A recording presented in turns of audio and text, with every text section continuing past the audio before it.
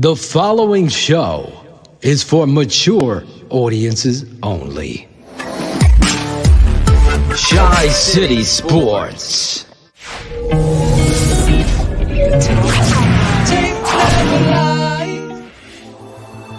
Keeping it 100. Brought to you by ChiCitySports. Let's get ready to rock. 3rd and 1. The give is to Patterson. He's short. He did not get there. I want to ask you about the 3rd and 1 at the start of the fourth quarter. It seems like your offensive line hadn't got a lot of push in the run game to that point. You kind of ran a lot of motion. What did you like about that play call that you were hoping might open something up with Cordero running it there? Yeah, those are one of the ones sometimes where it's an opportunity at 3rd and 1. We've had that on the we've had that on the call sheet now for a couple of weeks, and we keep talking about that we like it and we want to get to it and give our line an opportunity to run it. They made a good play on that front line. I mean, they got shoved. They beat us on the line of scrimmage and made a play. So always when you go back and you look at that, you look at it as if, I was going to go for it on 4th and 1. Instead, let's get gimmicky. Let's run Cordero Patterson, who's not a fucking running back who can break a tackle and goes forward. These are big moments in situational football that alleviate this fucking clown. 4th and less, but we ended up losing a yard or two, so it made it harder. So I was okay with the play call there. I don't like us losing a yard or two on that down and distance. That's a time to really get ready to rock and roll and get that first down. It's more so, JJ, it was a little bit of a challenge, and we didn't get it. So that was a part of the frustrating process. They talk about pursuit. You're going to see the end around, but just watch all the white helmets that run to the football. You just see all these helmets, and you'll see them coming from off the screen to your left. They don't tolerate low finger taking plays off. They take you out of the game. They cut your reps. They eventually replace you on the roster.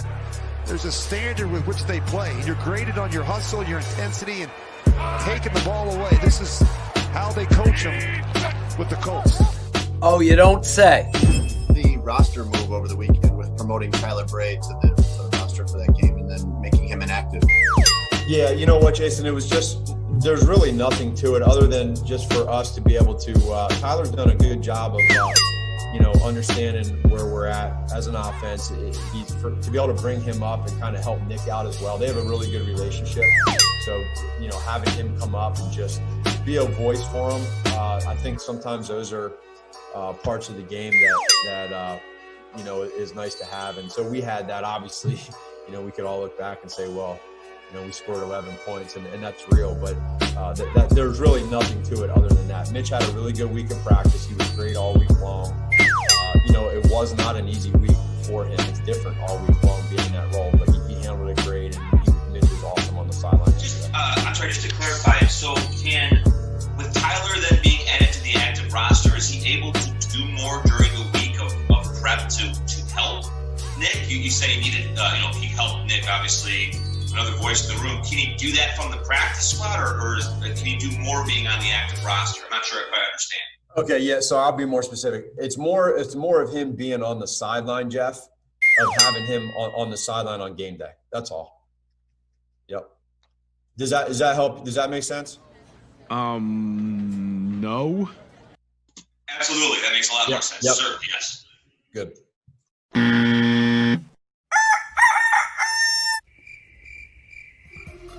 We'll do it live. Okay. We'll do it live. Okay. Do it live. I'll write it and we'll do it live. Draft Dr. Phil and the smartest man. Keeping it 100. And so the Bears are sending their compensatory 4th-round pick to Jacksonville for Nick Foles.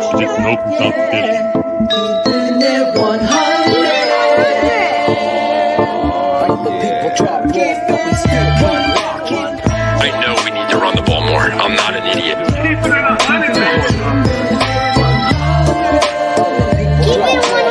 Keeping it 100. Open competition. Keeping it 100. Draft Dr. Phil and the smartest man. Chicago Bears select Cole Kmet. Guess who's back? The two dudes that kept it real. Dynamic duo that you love, the smartest man at Dr. Phil. Breaking down the film, never a problem, kick it straight. Most shows focus on stats, we focus on the tape. We keeping it 100, never running east or west. We coming with that truth, cause that's what our fans expect. Cut off the freaking anchor, moving forward to be free. But don't you worry, Shayne's got the dumbest tweets. It ain't no secret, Phil and Shayne got some haters. But now the mouth stuck like the Jew and now and laters. Debaters, claws get kicked like Coach Tabor. Cuts had to be made, we added a barber moderator. Up and down, boys got you double checking. Sad sack strolling like a fool drunk texting. Flexing on the truth cause you know they'll never change. Real, recognize real, that's what you get with Phil and Shayne. 100's what we do when we're breaking down the Bears. Fuck a play or a captain, all of the armchair. The tape never lies, the truth you see. With eyes, we analyze so there's no babies like Maybelline. Straight to the truth with acumen and facts. We got a sad nerd, but he's not just giving nerd stats. Car crash, big impact like Max Sack. Every Wednesday night you got the smartest man and Phil back. Now we know you're smiling like a fat kid with fun dip. We're back better than ever and we're keeping it 100. Keeping it 100, baby. Keep it 100. Draft Dr. Phil and the smartest man.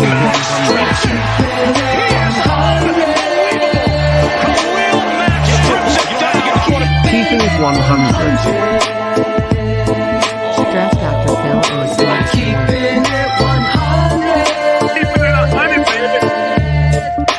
Keeping it 100. Draft Dr. Phil and the smartest man. Keeping it 100, baby. Draft Dr. Keep it 100. Keeping it 100. Money man Marsaw.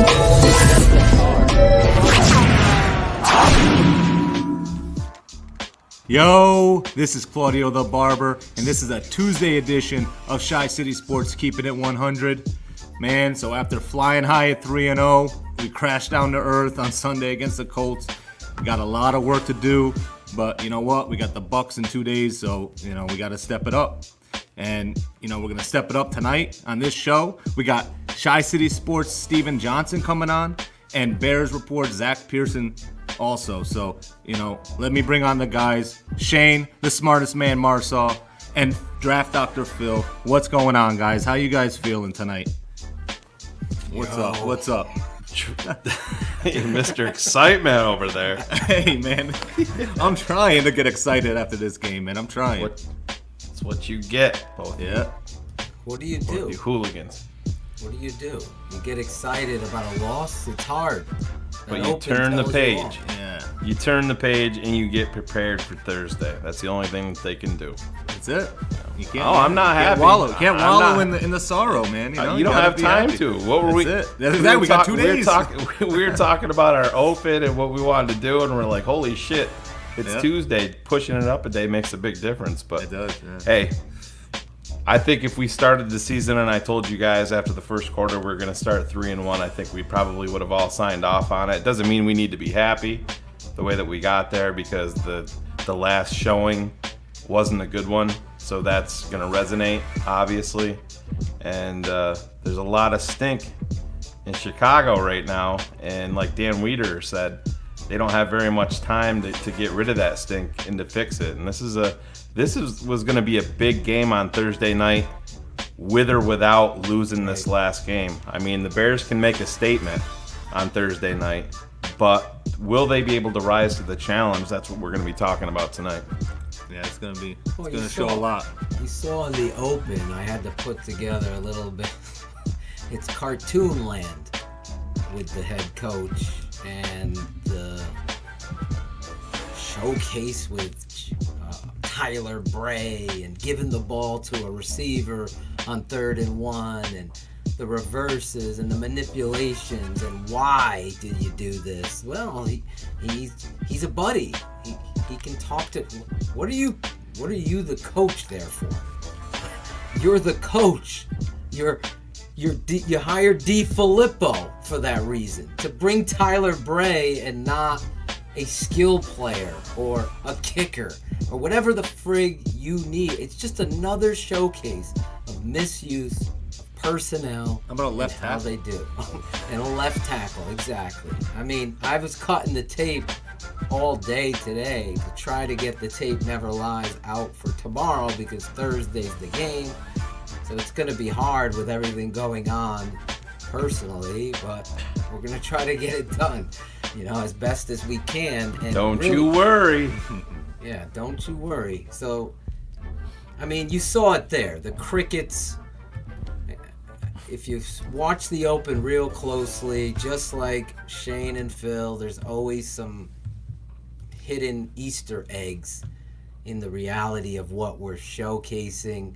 Those of you listening on the podcast version of this show, obviously you don't get to see it, but the cricket parts you could see, it's Ryan Pace and the refs and all of this minutia that has affected this football team on so many levels. And I went back, obviously cutting the tape today, Shane, and the fact that they picked up that roughing the passer call. Oof, yeah. It's so bad on tape. Yeah, it's much get touched worse. Until yeah, it is much worse. He didn't even get touched by the James Daniels gets beat. Yeah. By a very, very dominant football player. Let's just be honest. Buckner burns his ass. He's been great, James, but every dog is gonna have their day. That, needless to say, the dude gets contacted. James tries to make up for it, but the dude dives right at Foles' Yeah, it's legs. clear. They pick it up and say that he was blocked into it or pushed into him. Exactly. No. Any other fucking football team, especially the darlings up north, you think that fucking flag is picked up? No freaking way. No. And I'm telling you, this game on tape, it always is. He's probably ejected for it. This game on tape is so much closer. Oh yeah. Than the score. Phil, we talked about like that. You saw it from a lot of national media. I listened to a lot of people today talk about it. I'm not going to degrade the Indianapolis Colts, but there's people out there calling these guys elite in this. I mean, Greg Gabriel talked about it being one of the best defenses that he's seen in years, and I'm like, they have nice players. They have a nice defense. Am I putting these guys on a pedestal? No. Well, did they get one sack? I don't think they got a sack, did they? Did they get a sack? Yeah, they got a sack. Yeah. They got one sack? Right out the half. Oh yeah, but not many. They didn't get a lot. But a dominant team, Leno you don't remember Leno ushering him to the front court? Just go. I'll even push you a little bit. Listen, Leno was like that bodyguard. Cut it out, Claudio. You're all waiting in line to get in the club, and then there's this hot chick that comes, and she just gets right in. That's Leno. He's like, oh, the hot chick's here. Here you go. Go fucking take Foles and drop his ass. That's Charles Leno. I mean, that's a serious issue.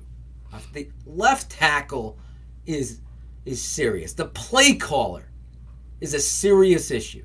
Those of you wanting to blame and point fingers and find blame, the smoking gun probably starts with the cricket keeper. And that's Ryan Pace. Oh, 100%. You can't. If you're going to be pissed off at the head coach, you have to go above that. I mean, you can go above Pace, but you can't. You're not going to change. You're not going to change Ted Phillips. You're not going to change ownership. That's. I mean, you can scream and piss and moan all you want about it. It's not going to change. Ryan Pace is he's got the bullseye on his face, just like Matt Nagy. Even more so after this game, Phil. Like, we all talked with a bunch. I mean, I've been getting DMs from people. Your head coach could have answered so many questions in this game. You know, Matt Nagy needs his tight ends to run his offense. Well, he got his tight ends. Matt Nagy needs his quarterback to run this offense. And none of it changed. None of it changed. Your second round draft pick, Cole Kmet, got 15 snaps. And what does your head coach come out and say today? Oh, yeah, he's got to have more snaps than that. Well, who controls that, you asshole? Well, you do. He said the same thing about the running game. I saw someone's comment come up. Who's calling the fucking plays? You're calling the plays. Listen, for the first time in a long time and watching the tape, well, I shouldn't say a long time. For the first time this season, our offensive line showcased some major letdowns where scouting on the other end recognized Leno's a weakness, and we're going to attack that, and we're also going to do some stunts to fuck up what it is they've been doing very successful. So as a head coach, you have to have the answer, Shane, behind it. Instead, you're throwing up formations to try to be your answer. And that's complete a travesty on Sunday because you have just as much talent as they did. On the tape, it's very close. That defense, the Bears defense is keeping you in the fucking game. You can't get anything consistently going, and then you keep fucking pulling out 32 for 84. And you have no flow or rhythm in it. And then the only thing that there's a rhythm to, Phil, is that Matt Nagy is, what do we talk about today in the third quarter? The Bears ran 13 plays. 11 of those plays were out of shotgun. 2 of those plays were under center. Out of those 11 plays out of shotgun, they passed the ball 11 times. The 2 times under center, they handed the ball off twice, and one of them was the 3rd and 1 to Cordero Patterson. So that right there, I always think back to what your dad was saying with, these guys are learning on the job. Well, that is something you're not that shouldn't be something that you're learning on the job there. You're in the NFL. You have to mix it up. And the fact that I would love to have a camera in the booth with the DC of the Colts, because they got to be laughing. Right.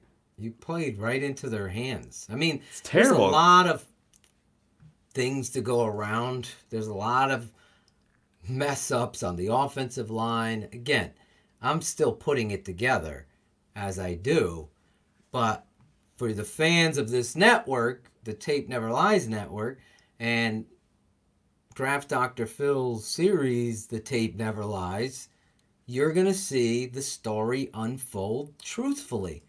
I'm not pointing the finger at any one thing because everybody on that offense needs to take ownership, but it 100%. Starts with the coach. It really does. So those of you that want me to come in here and hammer Nick Foles, Nick is going to get spotlighted in Keeping It 100 on The Tape Never Lies and his errors. The receiver is going to get spotlighted. The tight end, Jimmy Graham, is going to get spotlighted on some lazy block attempts. There's so much to go around. And what do I always say, Shane? The team is a reflection of the head coach. I see all these blog nerds now writing that. Give me fucking credit for it. You've heard it from here. I know you're listening to the show and you're trying to maintain your silence, and you're so many nerd alerts everywhere that you're trying to take from us. Just credit. The fan, you 100 crew know. I love how you go at people. Confront them. Where did you hear it from? Last I heard from somebody, Leno's a fucking A+ pass protector. Imagine subscribing to a magazine about, computers. And they tell you that the Dell Inspiron is the fucking best computer out there. And every fucking tech nerd worth their grain of salt knows that's full of shit, right? Do you now purchase that and subscribe to that? No. That's the shit we're dealing with in football. You got to know what the fuck you're looking at and talking about. And give credit to people that you take from. Fucking hate that shit. I always credit. Even a fan that said it. I'm going to give them credit. That's my mini rant on this bullshit. Now Leno's becoming everyone's national stage. That shit's been happening here with me and Shane for fucking 3 years. And who is the responsible for that? Ryan Pace. He's never drafted an offensive tackle in the first 4 rounds. Ryan Pace. Got to draft a quarterback every year.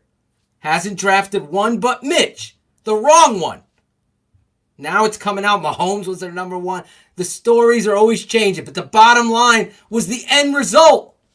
The end result was you took Mitch. You might have ruined Mitch. You fucked up the tight end. You had to pay Jimmy Graham. You fucked up the pass rusher, Leonard Floyd, pussy-ass Floyd, and you had to fucking trade for Mack. You got to fucking sign Robert Quinn because you fucked up there twice. Let's keep going. What else, Shane? Wide receiver. You drafted Kevin White. He sucked. You go out and you get Allen Robinson. This is a GM issue. Guess what? Talk about kicker. Kicker.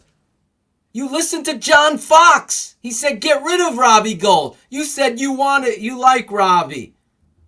Nope. You listened to John Fox. You got rid of the kicker. You did. You, the GM. Then you made a kicking problem. Then we fucking have Cody Parkey. Look at this story. Where does it go back? The smoking gun goes up to the Crickets. We got it all figured out. He's got great get-off. Everybody's got great get-off. Well, at Pornhub, all these fucking nerds could get off too. Because I'm telling you right now, this pace thing is a real issue. Listen, I was talking to my boy today, Sean Sierra, and we were just chatting about some football stuff, and we were talking. The Khalil Mack trade, I do every day. Great move. Again, I do it again. He's the best. He is. He's fucking... If I haven't proven enough with the Khalil Mack tape, it happens every week just like that. Just like this game. I'm watching him again. It's like, this guy doesn't loaf. He doesn't loaf. He's going 100 miles an hour. But if your GM, bottom line, like Windy City Shy's right on time.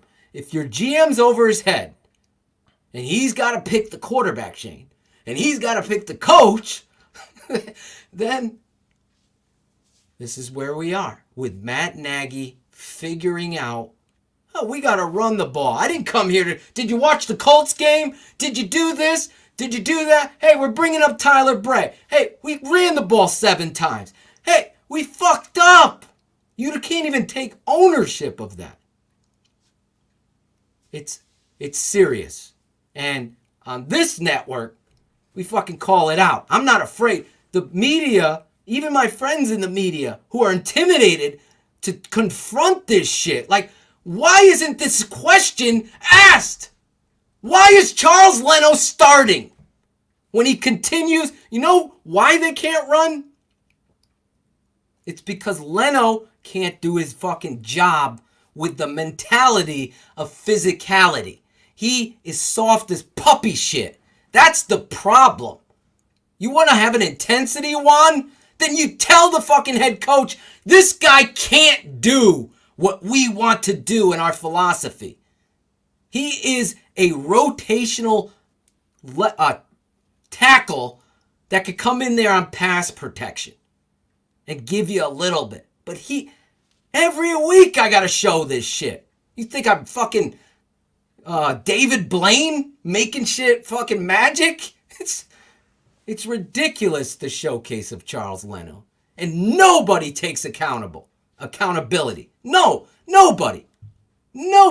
And they continue to trot these motherfuckers out there. And at the end of the day, nobody's questioning it. Nobody. Ryan Pace, if he ever came on this show and had the balls to do it, I'm not fucking Adam Johns. I'm not gonna fucking kowtow to nobody and say, let's call it what it is. It's awful. It's awful. And the sad part is, my last point, it's bad because it's hindering the rest of the team. Because that defense, whatever, blah, blah, blah. People agitated at the final score.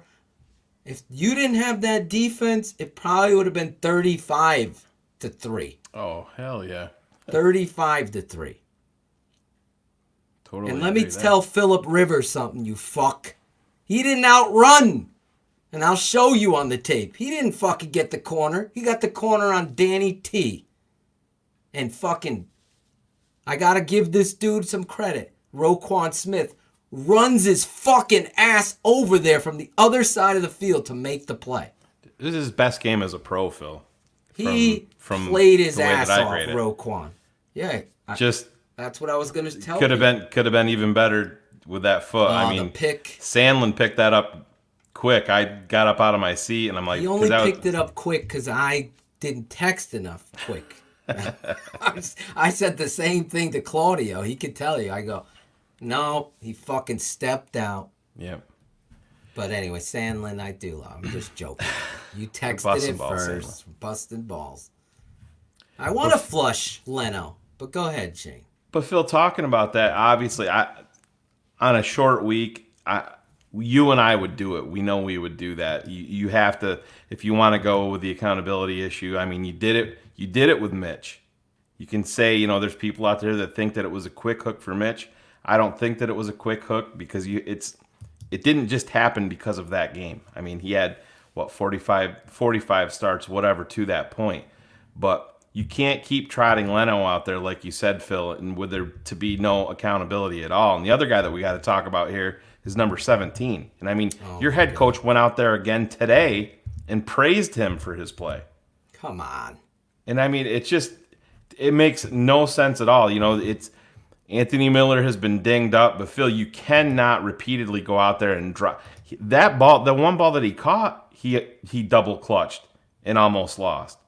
Oh my God. You thought enough of Riley Ridley to invest in that kid in the 4th round. You and I were talking too. Where was Javon Wims? Riley Ridley is on the sidelines. I think the best thing moving forward that you can do for this team is I think you set Anthony Miller down on Thursday night to send a message to him. That would be a strategic move. Absolutely. Of complete and utter football savvy. And I don't think this fucking guy has an ounce. No, I don't either. I would be floored if they did that. He does not get the reality of holding players accountable. I mean, think about what we on this network made such a big deal about when we uncovered what you sent me, Shane. Phil, did you hear this? I'm like, what?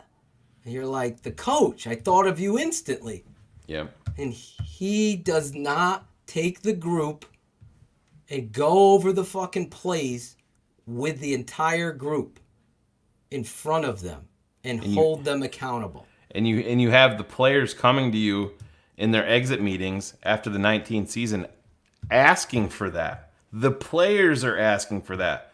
We want to be held accountable. We thrive off of that. We need that more.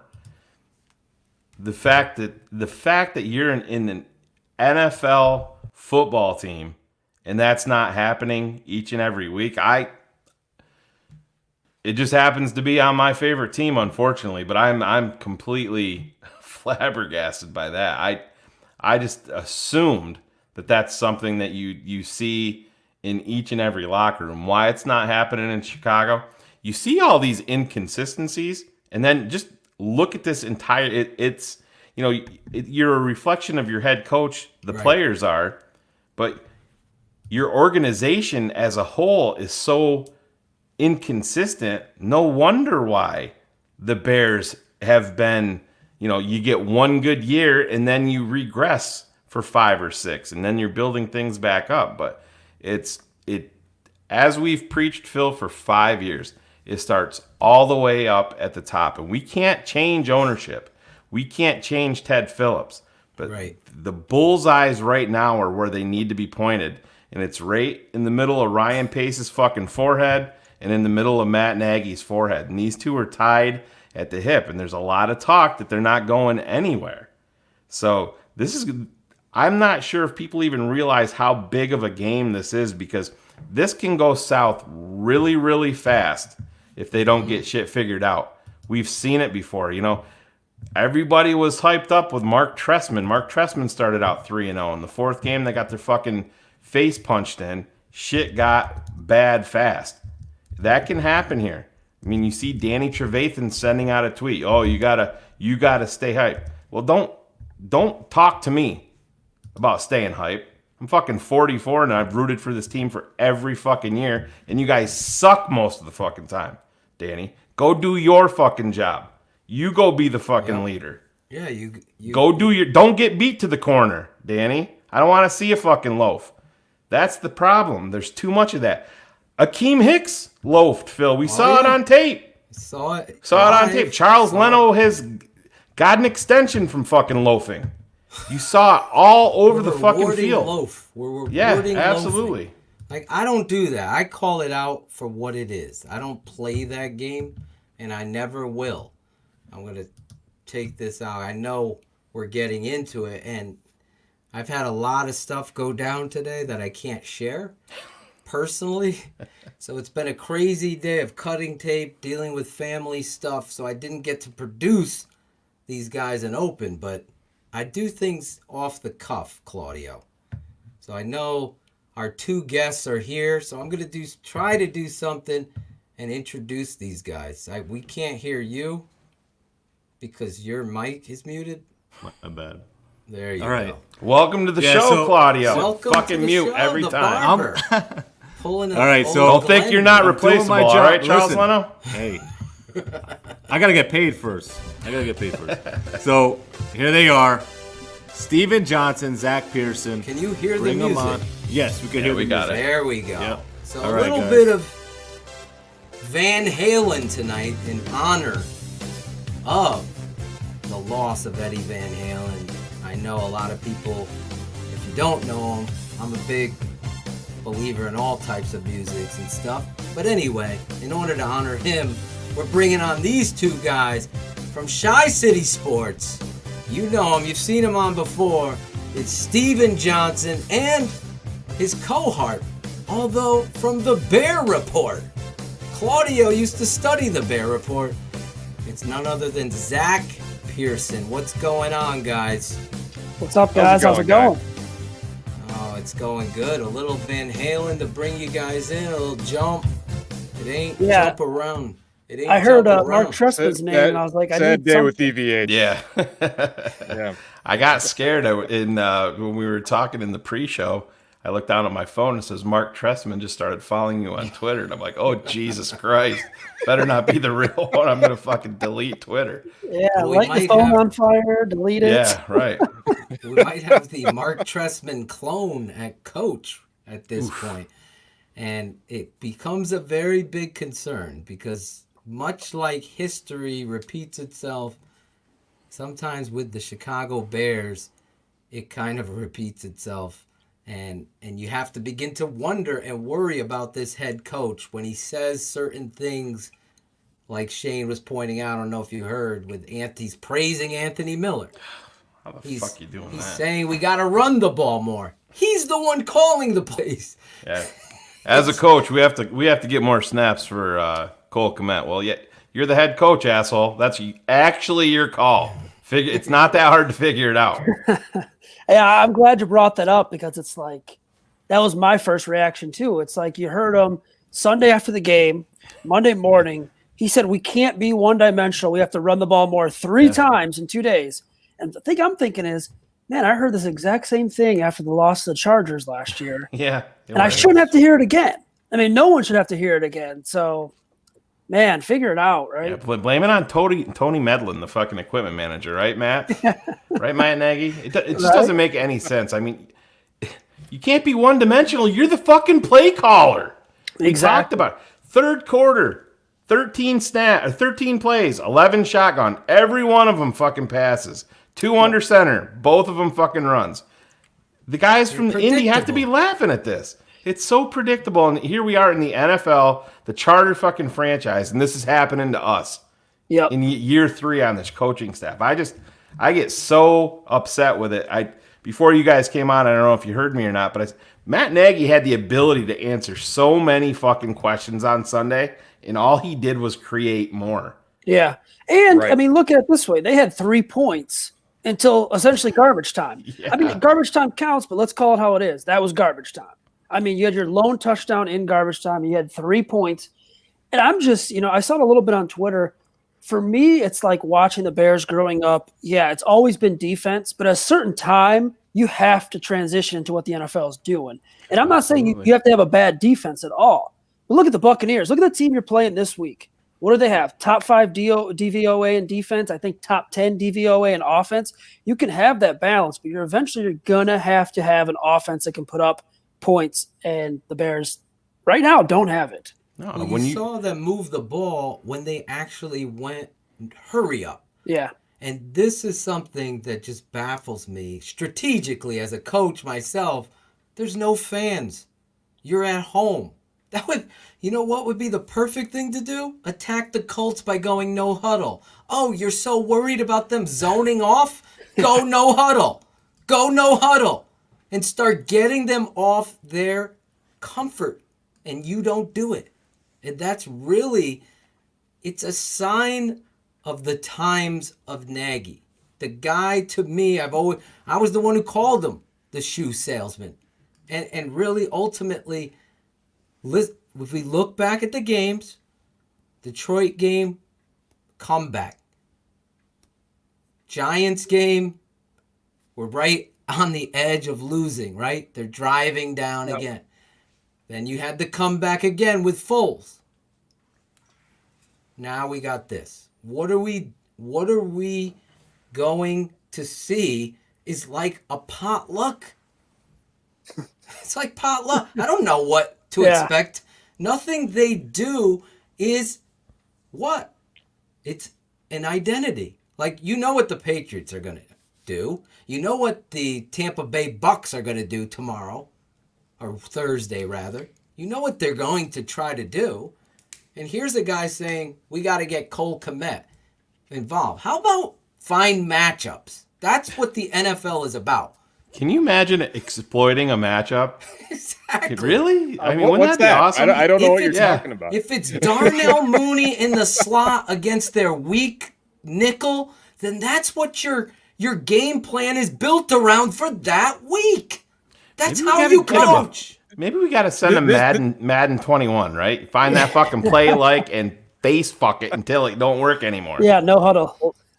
This is the thing that aggravates me about it, and specifically that the Kmet quotes and just everything about this, and it's like Pee-wee football. It's literally, everybody's got to touch the ball, everybody's got to be involved, everybody needs to do this.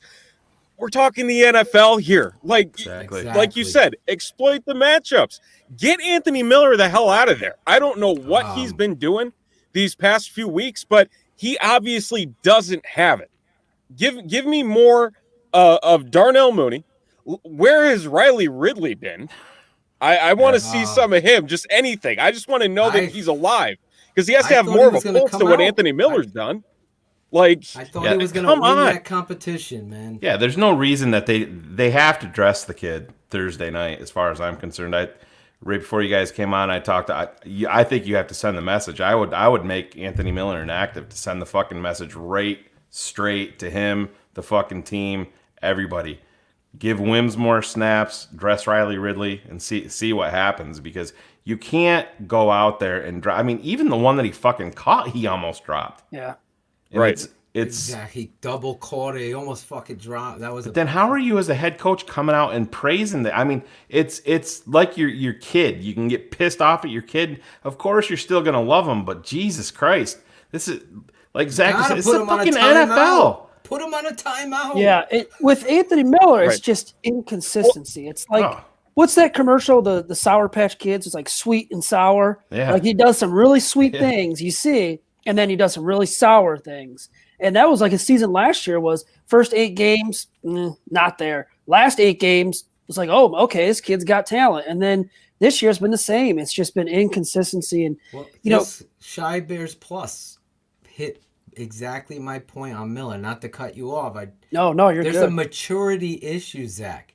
Yes. When things are good, an immature football player who is arrogant is going to be good.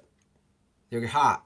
When things are bad and you are immature and you've dropped one, now all of a sudden the mental processing in your head. You're out. You're not running the right route. You're cutting it short because you want to make a play. You're doing everything selfishly. That's what immaturity does. You praised, traded up, love this kid, Riley Ridley. I cannot. He was the fathom. shining beacon That on was- our draft board. That was an Ryan exact Pace's quote. I talked about it when the previous place where we used to do shows, Phil. Yep. I did a draft show the night before the beginning of the 4th round. And I told the guys that I was on the show with, I'm like, how are you have to draft Riley Ridley tomorrow if he's there. I said the same thing. You know, he's not perfect. He's not Calvin, but the kid's got the catch radius. He's got the fucking. Of course, we're not going to run slants on this team. We're going to do 3rd and 9. We're going to get out. I want everybody to run 3-yard curls. Yeah, Curls. it's fucking great. It's, Bubble screen. Yeah, 3rd and 18. Fuck it. Let's just punt. You know, it's. Oh my God. The other thing is Javon Wims. To me, I mean, what more does he have to do? Give him the opportunities. You got Mooney. Javon Wims is 6 foot what? Almost 6'4". So yeah, about 6'3.5", 6'4". Yeah. He's got that 37-inch vert. He gets up in it. He's not afraid. He's a willing blocker. What's negative? His 40 time versus Miller's? Come on. The Bears are one of the slowest teams overall in the entire fucking league. You can see it on special teams. You see it on coverage. Oh my God. Patterson, The punt team. you can see it's terrible. Like, where is anybody? It's so pedestrian. Yeah, they're it's still back at the 30-yard. Yeah, it is. They got a 40-year-old gunner. Sharik McManus is still. Where is he? He's Was hurt he in now. that game? but He was yeah. hurt, right? He's hurt. Yeah. But even the weeks past, it was like, Special teams is a whole nother rant. I Yeah. mean, that is God. just and it's not even the things that the normal fan would see. Like, yeah, you can see the block punt, you can see a missed field goal, but like you guys are saying, watching the gunners take their time to get down there, or bringing the ball out 9 yards deep, and things like that, missed blocks, no one picking up their assignment. You watch that blocked kick. If you watch that, the guy goes right by Patrick Scales, and then DeAndre Houston Carson just goes, "Oh, he's going that way." So it's like, whose guy was that? Yabunaway was supposed to block. Iggy, yeah. And that listen, just that's lets him go. Let him go. that is why they're on the fucking team, these guys. That's how they've you're been- in reps. Yeah, they're playing Iggy on some goal line stuff, but it's, for them to, I had huge questions. I pride myself on taking the draft like super serious and knowing everything. They drafted this dude in the 4th round, and I texted Phil. I was in Outer Banks. I'm like, who the fuck is this guy? I didn't even know who the fuck he was. But that doesn't mean that he's not a good player. But that's where these guys have to make their fucking living. You can't. We see it every fucking year. I was surprised today they're bringing in a punter tomorrow to work out. I think Patrick O'Donnell is one of the most overrated fucking players on the Chicago Bears that gets so much fucking mega punt because he hit a fucking roof in the Walter Payton Center. Who cares? We play outside. I don't fucking care.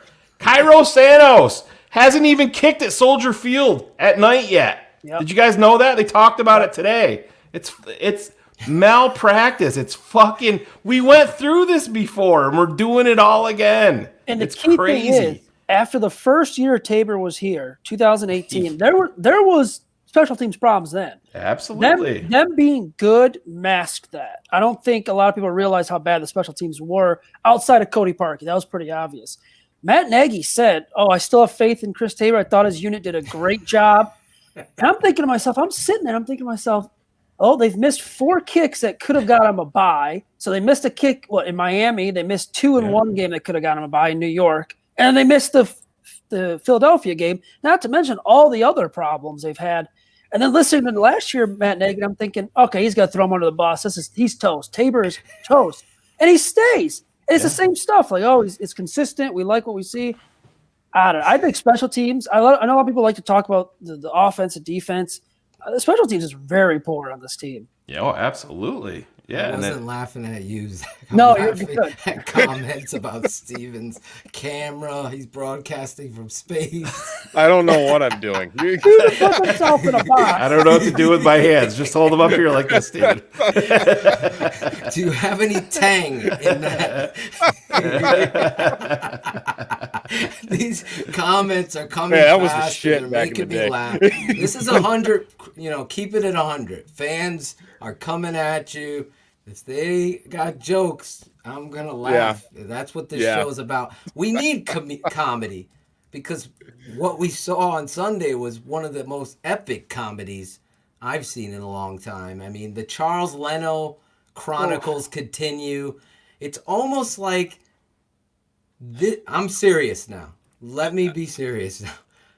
I'm going to stop laughing at the digs on Steven's camera. Steven's going to order a camera to go with his... I just bought a camera. That's the worst fucking part about this. Oh my This is God. new. This is a $150 webcam. It's not working. What is going I hope you on got the here? receipt. Did you take the don't clear know. plastic off the lens? Oh, that's what that blue film is? Oh, it's contact paper. I think I got a Game Boy camera from like got better. It looks like my daughter's, what was that thing? That game, not Game Boy, but the second, what was that? Oh yeah, Nintendo DS? something. Yeah. DS, thank you. Yeah. And she would take videos, and she was literally showing me videos the other day, and it looks all pixelated. Like you, buddy. It's okay, Steven. I don't know. Anyway. So, go on with Lano. I want to say this one thing real quick about this is not a conspiracy. After 4 years of doing The Tape Never Lies and always showing fans Charles Leno and his inability to be tough, be fundamentally sound, play to the whistle, show pride, show proper footwork and technique, just be a football player. It has never shown up. I'm serious. I don't give a fuck what PFF scores them in this one. I talk to offensive line coaches around the league. I'm not going to name anybody's name here. But one of them said straight up, this guy is pillowy soft and every team knows it. And that's a GM or coach. Is the coach arguing with the GM? We got to get this guy out. Like, I would refuse to coach. That's how strongly I'm not playing my left tackle who's a baby. I have to make him tough. He's got to play better. Then you pay him? Yeah, it's a his serious mentality. problem. His mentality coming into the league as a 7th rounder, he had to make it. And I mean, he ends up getting a contract extension, and I don't want to bring up his personal life and stuff like that, but all of that combined together has changed his outlook on football. I mean, how on earth anybody can say that he's a top tier offensive tackle? They're obviously not Chicago Bears fans, and they're just literally looking at how many sacks did Charles Leno give up today? Because Phil, you've been on it since Jump Street. Yep. For years talking about Charles Leno, even back when, pre-contract extension. Yeah, I said there was so many people that were disagreeing with you, and no, you're crazy. You can be average there, and I would love to be average there. Yeah. Oh yeah. If we had average, would be. Oh my God, I guess so. He's well below. Below. You can coach average because average gives effort. When Charles gets beat or is functionally like the play he thinks is over, you watch him. He just walks. Yep. I'm like, how is this acceptable? It's just a reflection of this guy. It really is. And I told before you guys came on, if we ever get Ryan Pace to have some balls and come on with us, that would be my first question. And he could try to dance, and I'll double down again. There's no way you can watch that guy play the position and exactly not pay other guys that are giving everything they got. Because in this league, with COVID and all this drama, to go out there and deal with everything that you have, on top of deal with the fans and analysts and Twitter GMs and all of that minutia, it's hard, no doubt, but that's your job. So you got to carry your lunch pail to work and work on your body and your physique and your technique like the young rookie next to you. He worked on himself. If Charles had an ounce of character and dignity after this fucking... I wrote a song about the fucking guy that got like 12,000 views on it. We're going to have to bring that song back. About him. It wasn't deleted? Are we sure it wasn't deleted? It probably was deleted. It went out. I don't know. Maybe Zach's got an upcoming show of not 101 proof. Maybe you could pull some strings for us. It's, the episode's actually called "Going Through the Archive."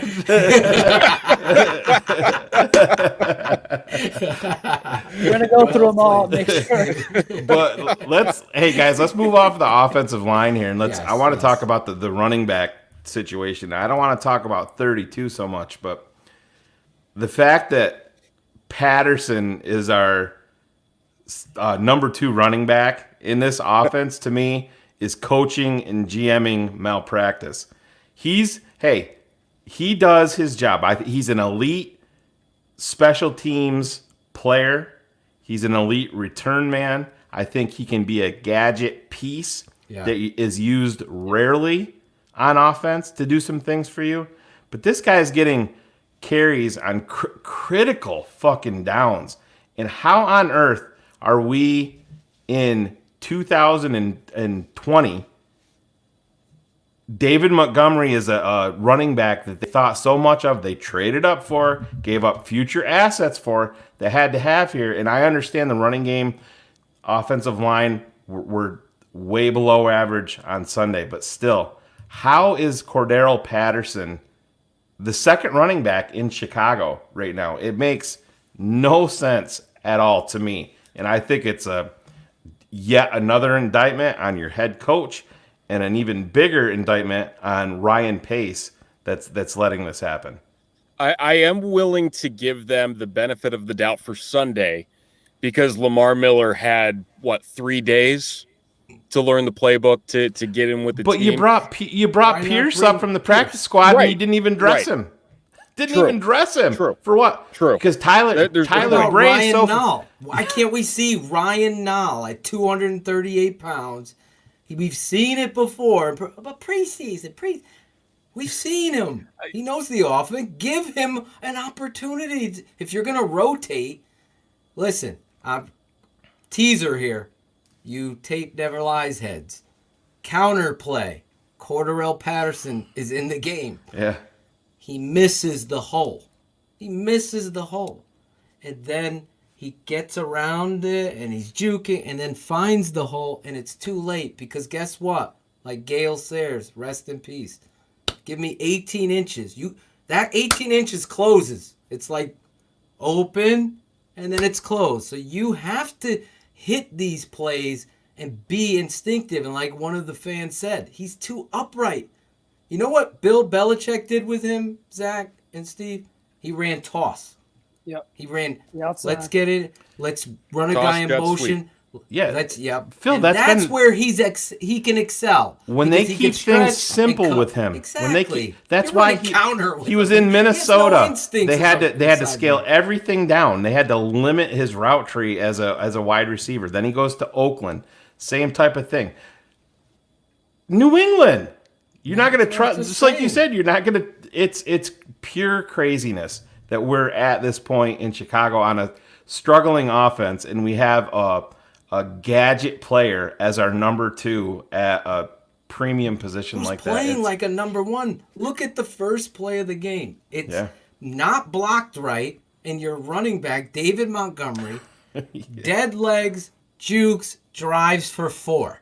So it's 2nd and 6. The next play, it's Cordarrelle Patterson in the game.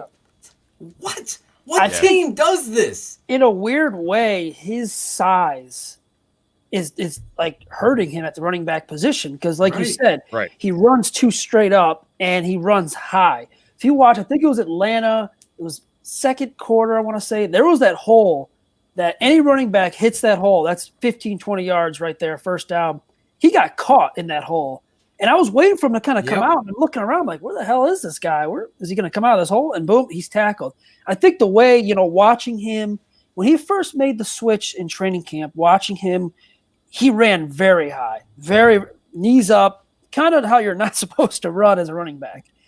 And I was like, well, he's got to kind of fix this. And he said, yeah, I'm trying, I'm working on it. Obviously, it's not something that comes overnight, but it's something we should start seeing more and more of him getting better as the season goes on.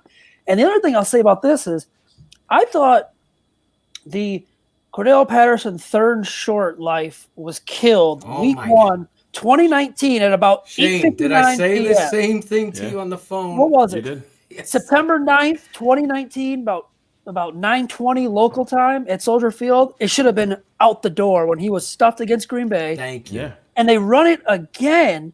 I don't know, was it 3rd and 1 or 3rd and 2? They was run it third again. and 1.5. 3rd and Yeah. 1.5. No, it was And a longer one, but still. but I'll give him a little bit of the benefit of the doubt that it wasn't blocked well, but I'd still would have liked to see David Montgomery. Because David Montgomery has proven time and again you Exactly. haven't blocked right. He's fucking Yeah, carrying agree. dudes for one. I agree. And Right. then the topper on this, I'm sorry, Shane, is the coach admits he was going for it on 4th down there, but we lost Yeah, it. that's I right. put it in the open. I go, this guy's a fucking cartoon character. You admitted that you were going to go for it there twice. That's what we do as coaches. We're like, if we don't get it here, but we're close, we're going again.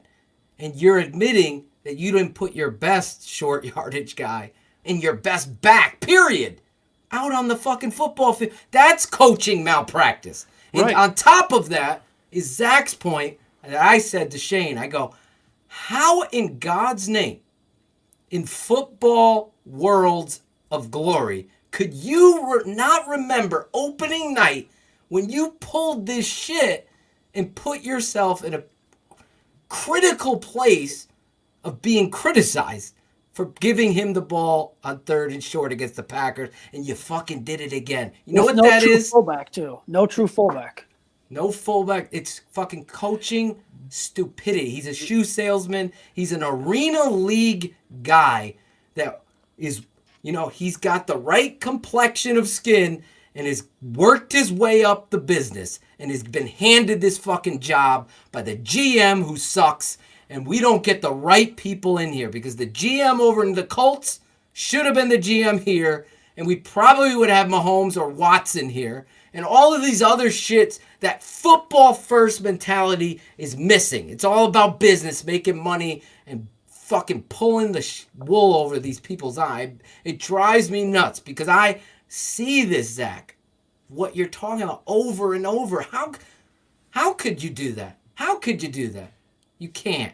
You Phil, can't. to that point, And though, you're nobody talking asked about him that shit. Talking about coaching malpractice, you know, he's brought here to be offensive guru, offensive genius. Why not why not come up with something where you have Patterson and Montgomery in the fucking backfield?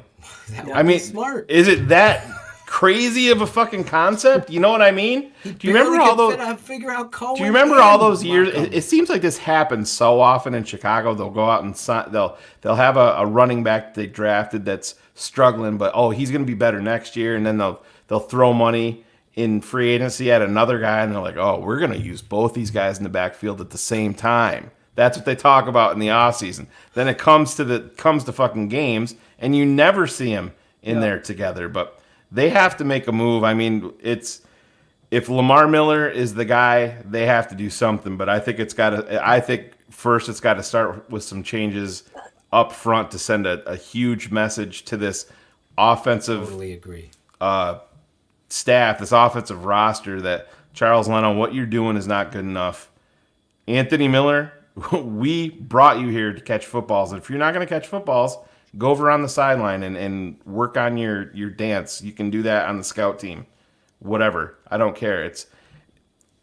These guys are trying to speak things into existence by telling the media that, oh, Anthony, we're happy. We just have to be better. Well, no shit. We know that. You're not telling us anything that we don't know. Hold these motherfuckers accountable. That's what drives me so nuts with this team is like, we've talked about this before. Back in the day, we would have one guy on offense. Remember when Marcus Robinson broke out in 1999? It was like, holy shit, where did this guy come from? We had one fucking guy.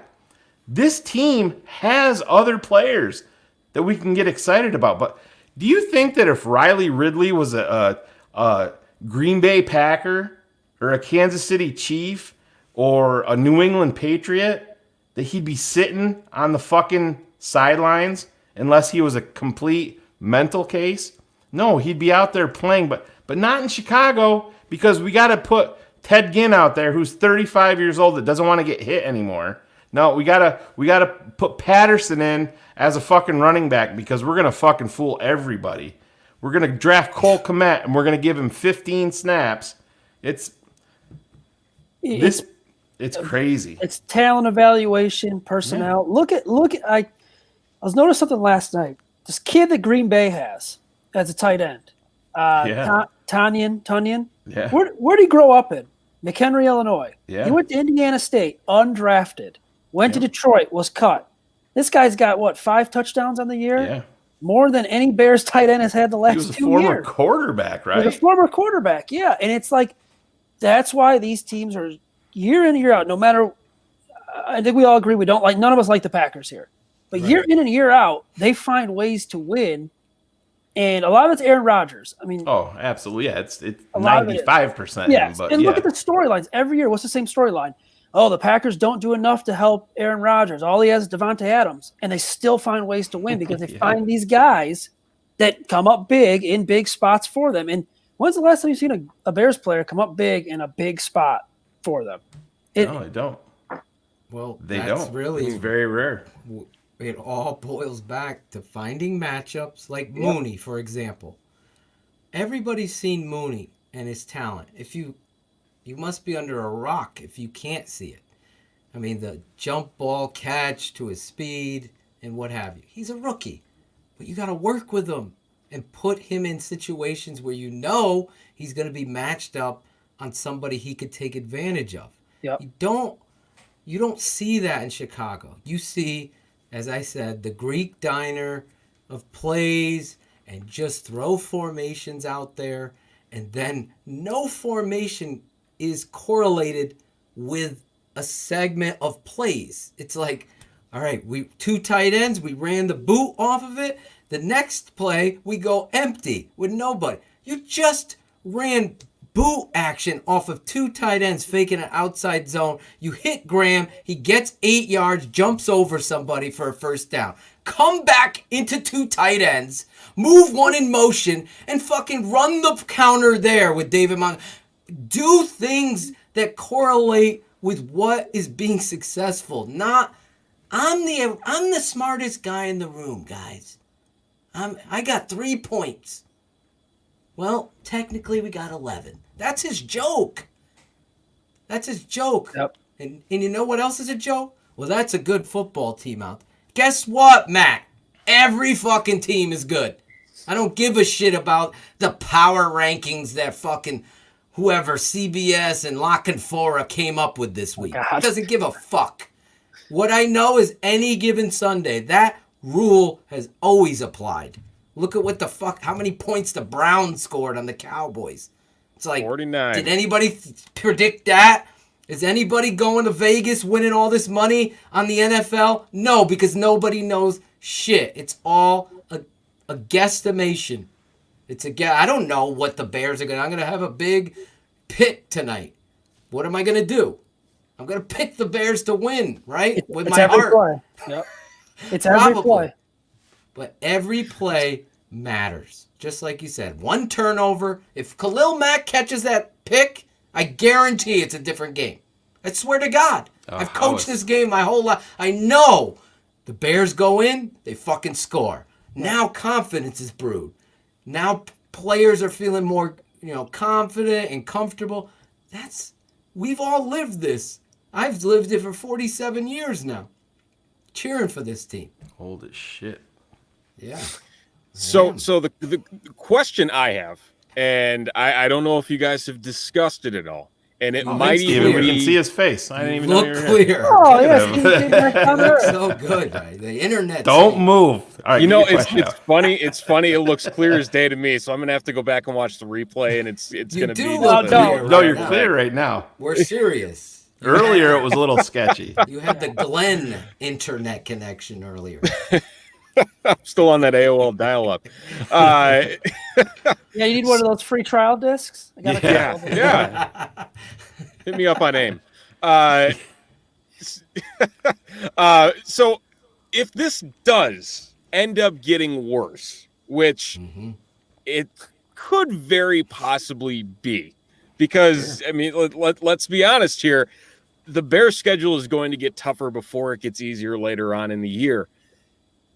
Matt Nagy has to realize at some point the only thing that he has not done in the last year plus is hand off play calling duties, and now he has an offensive coordinator who has the background in that in Bill Lazor.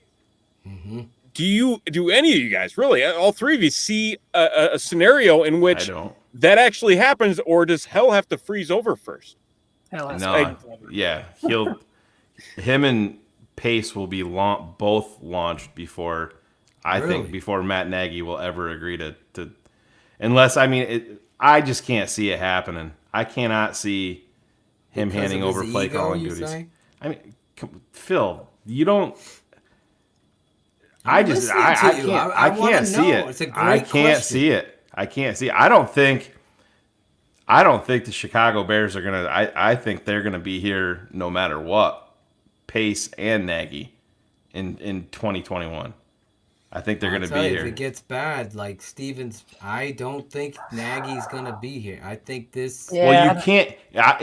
Phil, if they get to the point where they're you can't keep one. If you're gonna make a move, you have to launch them both. You cannot. I went down the laundry list. Yeah. So I got to do it again. I'm just saying. You said Nagy. You have to. If you're gonna make a move, it's got to be both, and then you have to clear the fucking deck. I agree. For the new guy. Finally. Yeah. Listen, if this motherfucker can bench Mitch Trubisky, but can't his left tackle, what does that say? If this guy can't turn over his play calls, I said this a long time ago. Issues with Lovie Smith, issues with Dick Duran. You have my father come on the other network and talk about, he'll come on our network to talk about what it takes to be a head coach. You have to be involved in everything.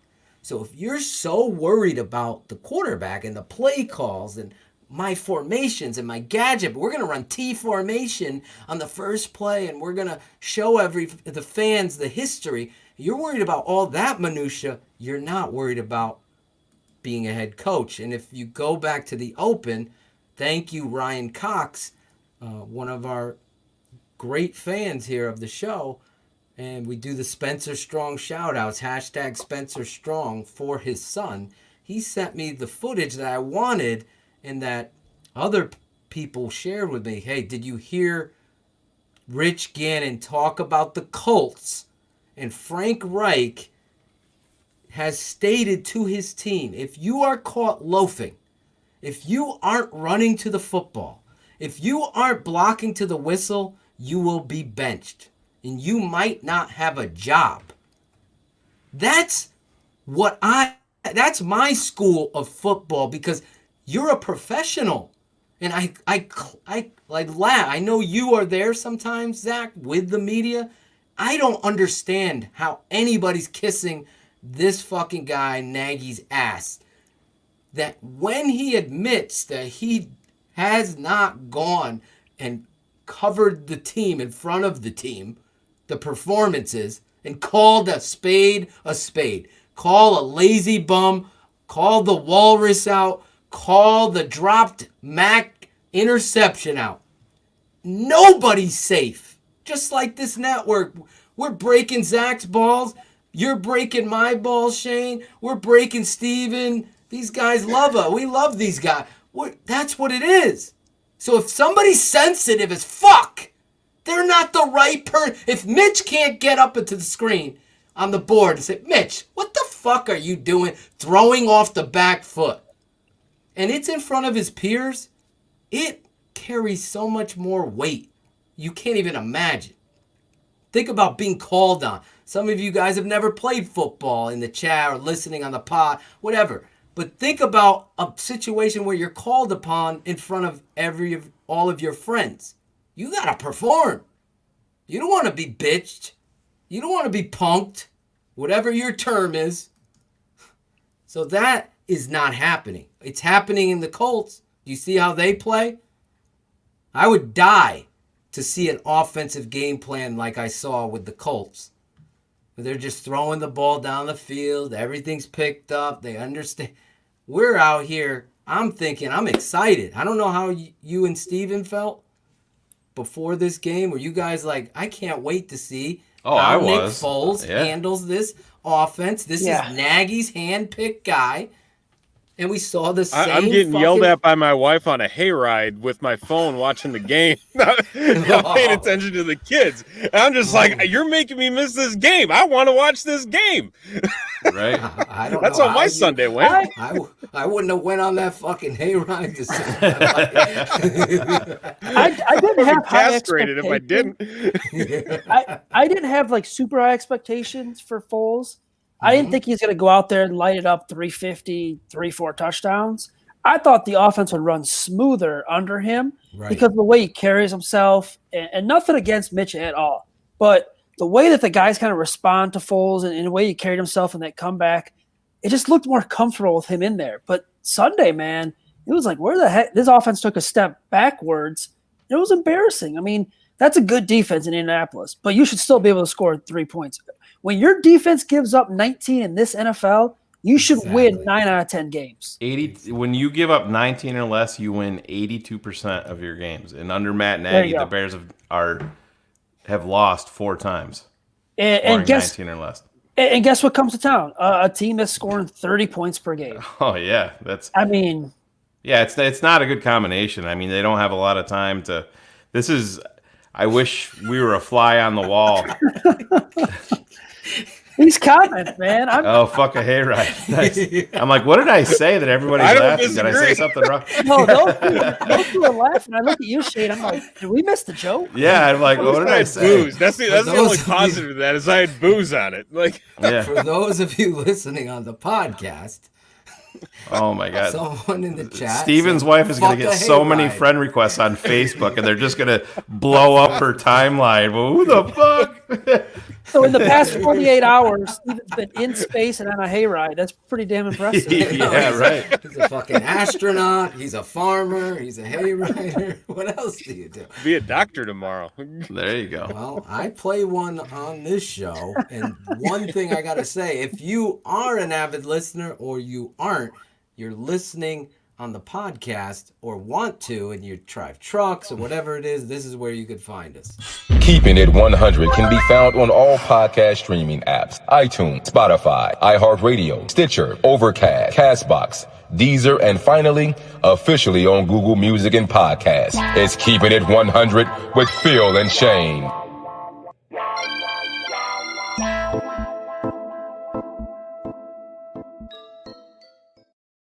Oh yeah, keeping it 100 with our guys from ChiCitySports, Steven Johnson and Zack Pearson of the Bear Report.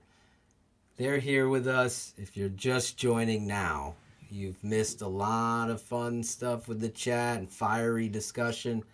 I don't want to keep you guys too long unless you're okay to stay. I know. Steven, are you going to get grounded? Steven, he already said he might get castrated off the hayride. So I'm locked in my box. No one can unlock this from the outside. This is where I hide. This is my safety. So what do you have planned for Thursday night? You know, Bed Bath and Beyond, maybe Home Depot later.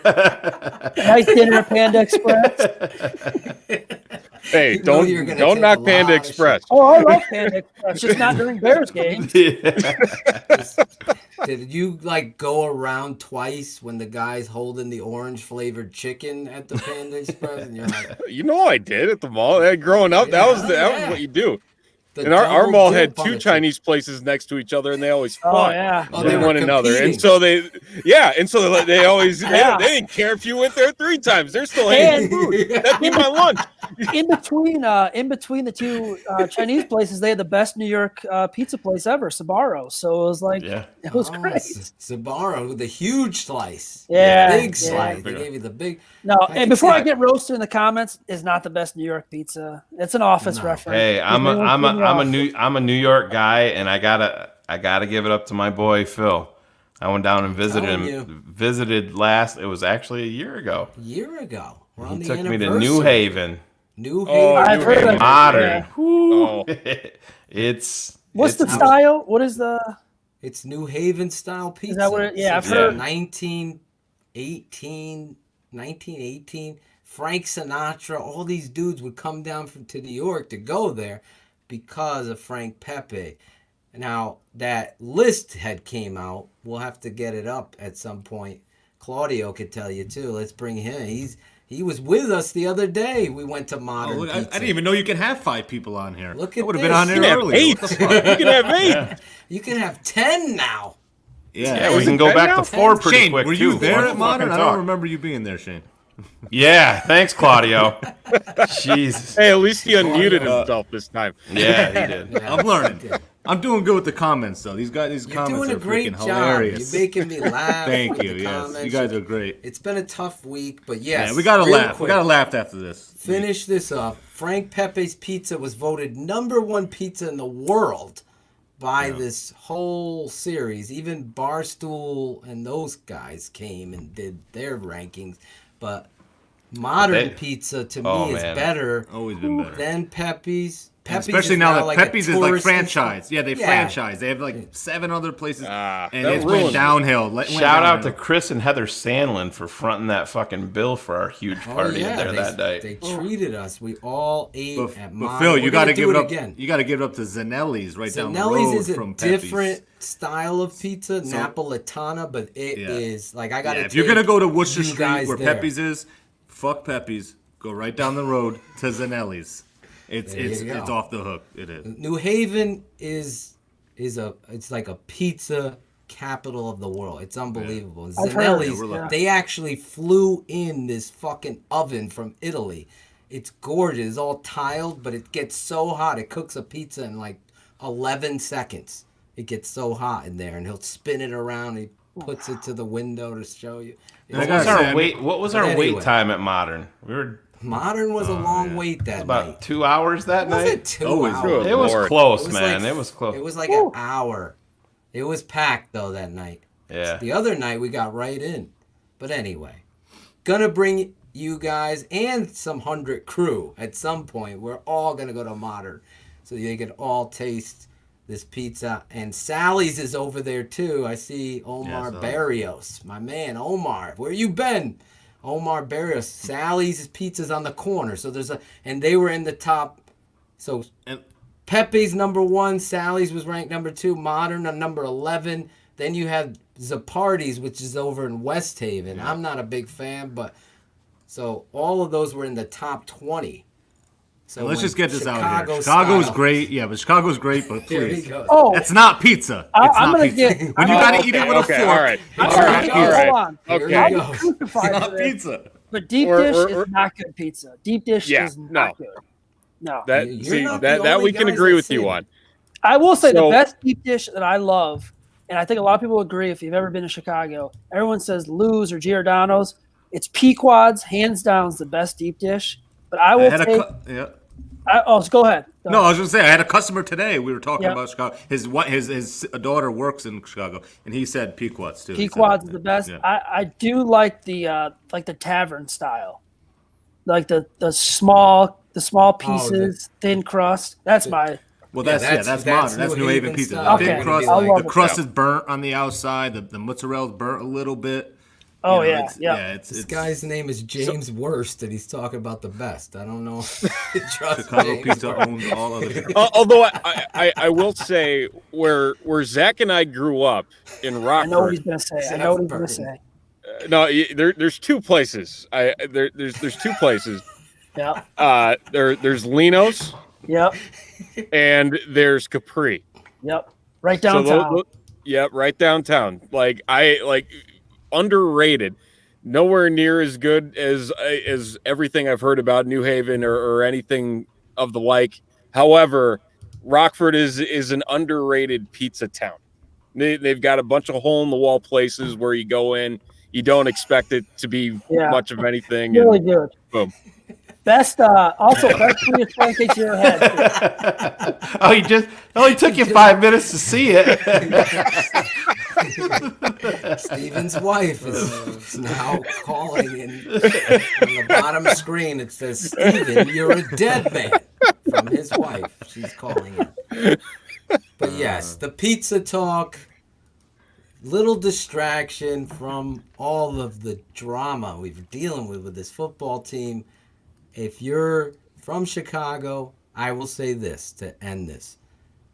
New York, they say, is the number one city. No, to me, it's not even close. Chicago is clean. It's gorgeous. Downtown, the walk through the park to get to the field.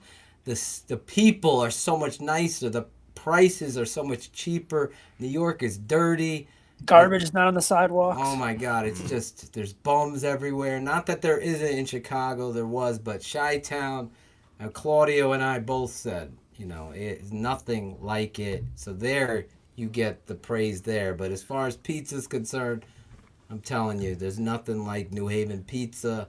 And I've brought people from Scotland. Sandy Tom, he was like, I'm only going to have one slice. He had 11 slices. 11, yeah. Like, holy shit, you aren't lying about it. I'm like, it's something to beat. Legit. I gave Phil a lot of grief, and then we got there, and I'm like, bro, Shane is I gotta. not one to give me some praise. You don't deserve that much praise, but that fucking pizza was legit. So anyway, before we let you go, off the pizza topic, any final thoughts? Yeah, I guess my biggest one is I really believe week 5 is going to be a turning point, for good or for bad. And I say that because of this. You're facing, you look at the NFC, Seattle, Green Bay, Tampa Bay. Those are my top 3 teams right now. The Cowboys, the talent, but that NFC East is just so bad. You look at it this way, the Bears, they lose this game. The 2 road games at Carolina and LA are no gimmies. Those are tough games. Yeah. Right. And if they lose this game and fall those next 2, they're going to be in some trouble because that schedule gets tougher going on. Now, if they win, I think it could be a turning point to, okay, we got some confidence. Let's build on this. And even I'll say this, even if they lose a close game, but that offense shows, hey, we're in this game. Maybe we lose on a last-second field goal, but we're there till the end. I think that builds up some confidence. I feel good about that. But I think we could be looking back week 5 and saying, oh, crap, this is where the season went downhill, and this is where everything kind of went wrong. And, my worst-case scenario for this season, 8-8, no playoffs. I will take 3-13, 4-12, or obviously playoffs before I'll take 8-8 because you go 3-13, 4-12, you're going to get one of those quarterbacks. You go 8-8, I don't think you're going to get one of those quarterbacks. No, you're going to have to mortgage the future in a big, big way. Exactly. So you mean kind of like trading up one pick to grab a quarterback? We don't have the right guy to make that. Well, that's the thing. Even if I think they're both going to be here, but I don't think – I think, honestly, if they got to the point where they're drafting a quarterback and they're up high, I think Ryan Pace will be turning in the card, but I think it's going to be the exact quarterback that Matt Nagy says that's the guy. I don't think there's going to be a overruling by Ryan Pace. I think that would be – you never know in Chicago, but I think it would be 100% Matt Nagy's call. I mean, you could trust Nagy I agree. Pace to make that call. No. I'm saying if they're both here, I think it's going to be let's go back real quick. I'm sorry, Steven. I want your No, you're final good. thought too. You're good. 3-12 occur, or 3-13, or 4-12 occurs, Shane. To Zach's point, worst case scenario is 8-8. I totally see exactly what he's saying. For those of you in the chat that don't understand, now you're up top. You're feeling at 3-13 or 4-12? You think these guys are back and picking a quarterback at that? Oh, I think they're going to be here. I think they're going to be here. I do. Fucking lose my mind on this show. Yeah, I do. I think they'll get a. I think Nagy will get his choice of a quarterback. I do too. Do you think Nagy's not going to get fired at 3-13, Zach? Nope. Okay. No, he's not going to. Dude, they're going to fire him after one losing season, Phil. They're not going to. They're not going to. I think it's not necessarily the losing season. It's. I mean, look at how Trustman's tenure ended, and just the underperforming nature, and just how it slowly went downhill. And by the end of that final year, the team was lost. They didn't look good on the field. Fans were literally boycotting the games and walking out while the game was happening. They showed up just to walk out against Dallas. It was a Thursday night game, if I'm not mistaken, where they really started putting the focus on it. I can't imagine they give Matt Nagy that choice to go in and get his quarterback and then say, okay, your last chance is with a rookie quarterback. If you can't get it turned around this year, you're gone. Like that. That doesn't really solve anything for me either. They're gonna. He's got his. He's gonna play out to 2022. I think so. If like Nagy really put in Rick Foles, Canby saying. if that was his decision to put in Foles over Pace, and we go 3-13, and obviously Foles doesn't look good the whole year, I don't see how you can keep him in. I'll say this to Steven's point, though. I think you kind of said something important. The way that Trestman lost the locker room. Well, that's what it was all about. Yeah, I mean, these guys weren't even competing. That's the one thing. They weren't even competing on the field. I mean, you had Robbie Gould and Brandon Marshall trying to fight everyone in that locker room. Yeah. And Robbie Gould going off. I think he truly lost that locker room. I don't think Nagy is even close to losing the locker room. But whether we agree or not, I wouldn't necessarily say at this point losing the locker room, but it's losing the ability to get the most out of your guys. I mean, we started this conversation tonight when we hopped on with guys who are half-assing it, who aren't going out and giving it their all. And if they're going to go to their head coach and their head coach isn't going to hold them accountable and say, oh, he's doing some good things out there, when we all have eyes, we all see that they're fucking up Charles Leno, Anthony Miller, and you're not going to be held accountable for that, and you're going to continue to let them play at such a low level that they're playing at. That's not okay. That's not okay at all. Even if you don't have a decent guy Jason Spriggs isn't anything to write home about as your backup tackle. Don't get me wrong. But at some point, you got to draw the line in the sand. And to be gratefully honest, Matt Nagy has never done that. Even when he benched Mitch, he was asked, is Nick Foles the starter next week? Oh, I don't know. That's something we got to look at. Of course he's the fucking starter. You're going to go back to Mitch after benching him? Grow a fucking pair and call your guys out for not getting the job done. End rant. Agree. There you go. I don't Cars isn't happy. Cars is not happy. I don't disagree. I think they would. I think in that case, though, I mean, Leno's got an out on his contract after this year. What's Anthony Miller will be in his fourth year? Yeah, I think they'd keep him. Yeah, I do too. It doesn't make any sense to cut the guy. No, especially on a rookie deal. To Steven's point, you got to hold players accountable. He hasn't. The reason why we're talking like this in hypotheticals is because we're at a monumental, and I totally agree with Zach, crossroad in the season. I agree with that. This is the turning point. You go out there and lay a fucking egg and lay down, and your penalties, and you're lost, and you can't score points on the national stage against the Tampa Bay Bucks with, the GOAT, then what does get you pumped up? What does get you prepared? That's why we're talking in the hypothetical. Yeah. I think this team is. I think this team is way too fucking talented to too. even go 3-13. Look at all the bullshit that they dealt with why I last said, year. Look if at everything that they did- dealt with last year with the injuries and the inept play, and they still went 8-8. And that's, to Carr's point, it does sound like a funeral recession. We're 3-1 right now. They go out and boat race the fucking Buccaneers. We're all gonna look like fucking fools, and we're all gonna be, saying, "Hey, what's the fucking pizza taste like in Tampa?" Because we're going to the fucking Super Bowl. Yeah. You know how that fucking works. Well, Yeah. to be fair to the situation, you only are dealing with, and I say this to fans that are commenting later on YouTube and stuff. Oh, you only could deal with what you're dealing with on the tape, or what have you done for me lately league. So what we saw this past week was what we've seen before with the other quarterback on the Nationals day getting all the blame. Now you got your guy in there, so we're going through the process. I'm not going to look like I want them to win.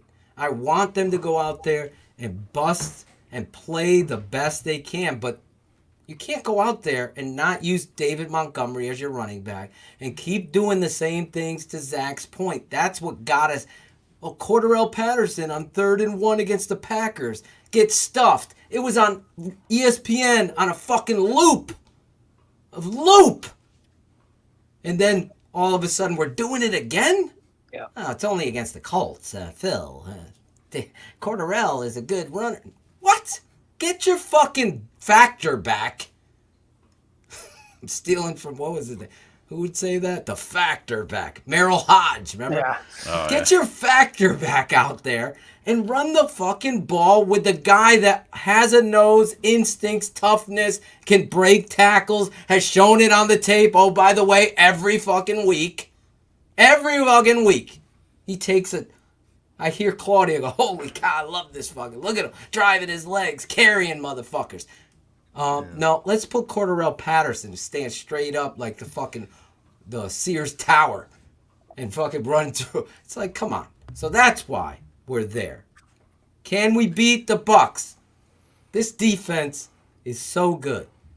Yes, there's notches and negatives. Put our guests on the spot before they leave, ahead, Phil. Before they leave. We need your predictions. Sure to go wrong. Put it out there, Zach. You're I'll up go first. I'll say it's going to be closer than I think a lot of people think. I'm going to say, let's see. I'm trying to think of a good football number here. I'll say 31-23 Buccaneers. It's hustling to get your lower third up there. Yeah, 31, say it again. I'll go 31-23. 31-23. Yeah, we'll go Buccaneers. Let's get over to Steven Johnson from ChiCitySports. Let me get his. Where is I he? am not feeling all too confident along with Zach. I'm going to stretch it out a little bit further. 27-17 Buccaneers. Got to see something out of the offense. 27-17 Buccaneers.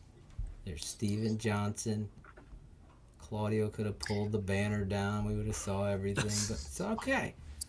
Those of you listening at home, Go ahead, put it on me. I hope I'm wrong. I hope I'm wrong, and I'm praying to God that I'm wrong. But for the love of God, just the offense. They got to show me something before I can actually say okay and walk into 17 points. He hasn't seen it yet.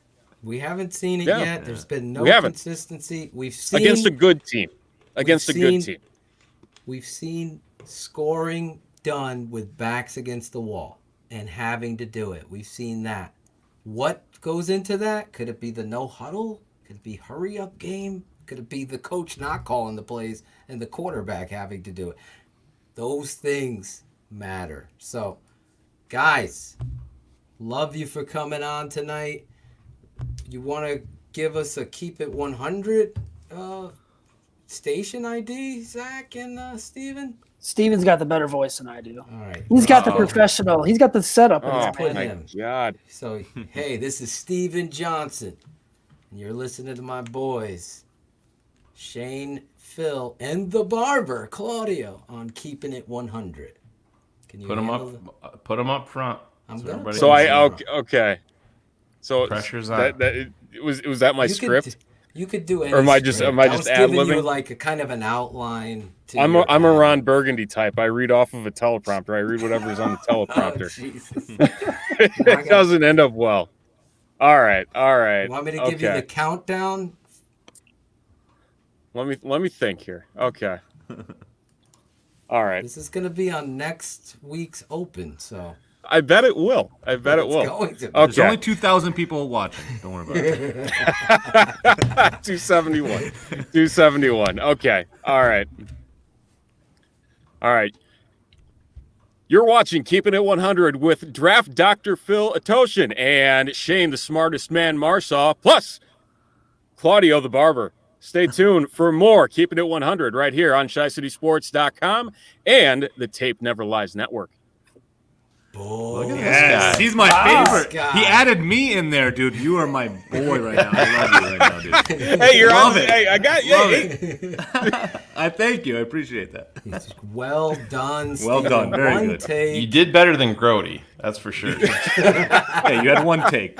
Grody had a few. Froze there for a second. We're okay. You're clear now. As long as I'm not in space anymore. You're no longer in outer space. The space never lies. Well, thank you guys for joining us here on Keeping It 100. A lot of fun. Awesome. Gotta have you guys on again very soon. Let's do it. All right, guys. Appreciate it, guys. Later, fellas. Bye, guys. Yeah. Good guys. Great guys. Always keep it at 100. Coming on the show, impressing me. Right. Both picked the Tampa Bay Buccaneers. Yeah, I mean, a lot of people in the chat. I've seen all these predictions. Most people are picking the Bucs. We're gonna get to those predictions later. Right now, though, every week, I should have asked if they wanted to stay with this prospect. But every week, do we have anything, Shane? Nerd alert! Oh, yeah. Don't have a fucking chance, nerd. Oh, thank you. Good luck to you too, Burke. Fuck off. A nerd alert has come. Hello, my name is Cars. It's Cars Keys. There he is. Now he's Can we play the Darth Vader death marks for you depressing ass fucks? Jesus Christ, we're 3-1. Holy shit, we just did an hour on Are We Gonna Fire Everybody? Hey, what the fuck? Who here deleted Twitter off their phone?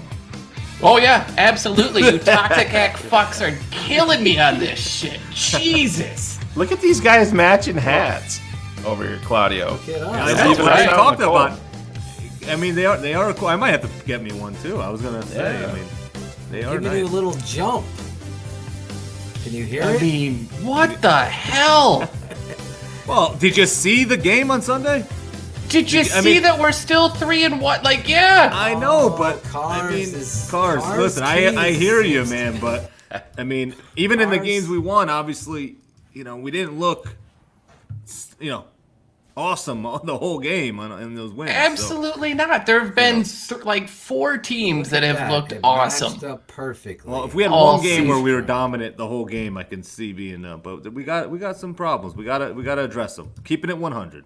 Keeping it 100. We've been going tonight. We try to cut the show down, and we just the pity party ran really long. Yeah, that segment totally. Keep it 100. It's disappointing though, man. It's tough. The letdown and the games they haven't played very well until the very end. There's a lot of questions that go along with the coach. He had his guy out there.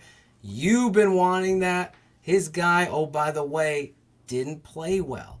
No, he did There's not. a lot of fucking other issues too, but you were expecting. I know I was expecting some solid offensive series and drives, looking competitive against a Colts team that I'm with Shane. I think they're not Greg Gabriel's second coming of the 85 Bear defense. No way. I mean, I'm watching the tape. They got some great football players. So do the Bears. If I was to choose the two defense, I'm taking the Bears defense. It's not even close in my mind. That's the truth. The Bears didn't capitalize on things. The offense didn't help them. The defense, like I said, it could have been 35-3 if it wasn't for the Bears. The defense is going to keep us in almost every game. So, no doubt about it. Anyway, that's why in breaking these things down and looking at the GM, Mr. fucking, I got to sign a free agent to cover up my fuck up. Here we go again. What is he going to do with Matt Nagy? Are we going to give if Nagy does falter? These questions, listen, it's early. We can't like deal Shayne, with that question at week 4. 23-13 is your head coach's record. If he can't full stop. Let's not even get into like if it's one game. The guy is still 23-13. I completely get being upset with play calling, everything. But I'm reading the chat, people going, "Oh, we're gonna lose out. We're gonna lose out." No, get the fuck out. No, like this team went 8-8 last year, to what Shayne was saying earlier, and that should not have happened with all the injuries, everything that went on. They got punched in the mouth in Oakland. I thought for sure the wheels are gonna come off there. Didn't happen. You can complain all day, and I'm not going to sit here and argue with Nagy's play calling. There were some plays there that I absolutely loathed, but it's hard for me to get pissed off about a reverse when San Francisco and Kansas City runs one inside the red zone for touchdowns. Like this is your NFL. Now, there are certainly 3rd and 1 into Cordero Patterson is one of the stupidest things. Trying 2 weeks in a row when you're on a 3rd down, throwing Montgomery deep in a passing route. Absolutely. But I don't want to sit here and spend the next hour going, well, if this happens, the guy's 23-13.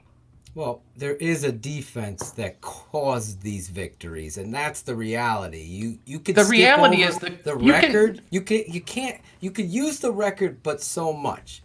When I see offensive line play calls, situational football, he should be 29 wins. But he's the problem. It's very clear. This was an indictment on him. Exactly. Fangio left. What happened? 11-9. These things I see in regards to this head coach, Cars, are concerning. There's certainly concerns, but you guys are like already. You guys are already. So much of this has been already like this is done. Fuck everything, and it's look. We had one game. If you can't hold Leno accountable as a head coach, that's okay for you. That's Did I say that? No. Well, that's why we're saying that. That's why. Name one guy in the locker room right now that's walked out and said anything. Danny Trevathan flat out said after the game, I'm taking notes of everybody who says they're not with us, and I'll see you when we're back. Yeah, do that. The head coach is part of this in building a locker room and building a culture. Now, you could sit down and argue his offensive play calling. I'm not going to do that. Yeah, I'm not going to sit here and say that he is perfect in any way, shape, or form. But the key to building a team as a head coach more than anything is building a culture and a room that believes in each other. If his room is filled with, okay, coach is going to allow me to do this, drop the ball, I'm okay with whiffing 35 times. That's not an exaggeration. That's a stat. So I'm 35 just whiffs. Just so we're clear, if he doesn't yell at people on TV, it doesn't happen behind closed doors. He admitted the smoking gun, Cars. You skipped over that. He said, we finally put everybody in a room and we were breaking down the tape, and players actually came to me and said, we really enjoy that. We want to be held accountable. And so he said he's doing it this season. Okay, he but said you're an NFL coach. That should happen in high fucking school. Well, who did he learn from? Andy Reid. So what do you think Andy Reid's doing? Andy Reid is probably holding people accountable. So if that's his guy, I don't think so. This guy comes from the Arena League. That's his MO. He was a former real estate agent. Some of the things are concerning. There's absolutely. No, I'm telling this is you. absolutely concerning. I said this shit when he won the North. I'm like, listen, you can't win big games if you're not finding matchups. Who's the best player in your mind on the offense? Depends on the matchup. Last week it should have been Allen Robinson. Right. And how do you explain not incorporating a game plan around Allen Robinson? How do you do that?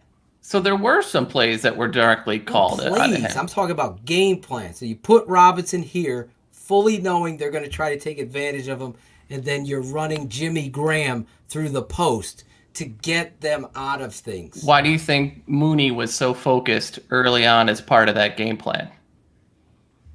I have no idea. But that's I don't see him focus. I see just how many targets did he have, Phil? Like, listen, I don't want to get in the exit. A lot happened that was bad. And a lot of people want to sit down and throw Nagy under the bus. And you know what? You can't. Fine. You can't excuse not using David Montgomery. To me, he's your best player. It's not even close. Not against Indianapolis. Absolutely not. He would have been. How do you put Cordarrelle Patterson in that situation? I already told you that was a bad play. That was a bad play. It's a fucking moronic coaching. Yeah, but Cards, you got situation. You also got to get Montgomery the ball. Giving him dump offs too. Get the ball in his hands. It doesn't have to be running. They the ball. did use him in dump offs early on in that game. Listen. There were. You can argue enough. You can argue early enough, but he was part of the screen game early. They did not run him early enough. But there are a ton of problems all over. I get it, but we're still 3-1. Oh, I agree with that wholeheartedly. My biggest thing is, Cars, you and I even talked about this. I mentioned it earlier with these guys. I think Matt Nagy could have come out of this game answering a ton of questions. Absolutely. You and I talked about it. This offense, if you're saying that he scaled it back for Mitch, it really looked like the same fucking thing. It was not. Did you see curls? Did you see a ton of out routes? That's what I'm saying. A bunch of curls. There were not a ton the of same out routes. There were They're much doing leverage routes plays. on 3rd down and 18. They're running bubble screen. It's the same shit. The bubble screen is not the same. Bubble screen is a staple of what Reed does. It is a staple of what those guys do. 3rd and 18, your bubble Who screen has a play in for 3rd Chicago. and 18? I have a play for 3rd and 18. Give me a break. When you got a receiver like Allen You're going to Robinson, question the fact that I don't have a play that for kid, 3rd and that 18. kid catches a lot of balls thrown his way, man. So they had a play, Cars, on 3rd and 1, and they gave it to Cordarrelle Patterson, right? Then on 4th and 2. This is the first I've heard of this one. 4th and 2. Let's review this one again. Cars, guess what they do on 4th down?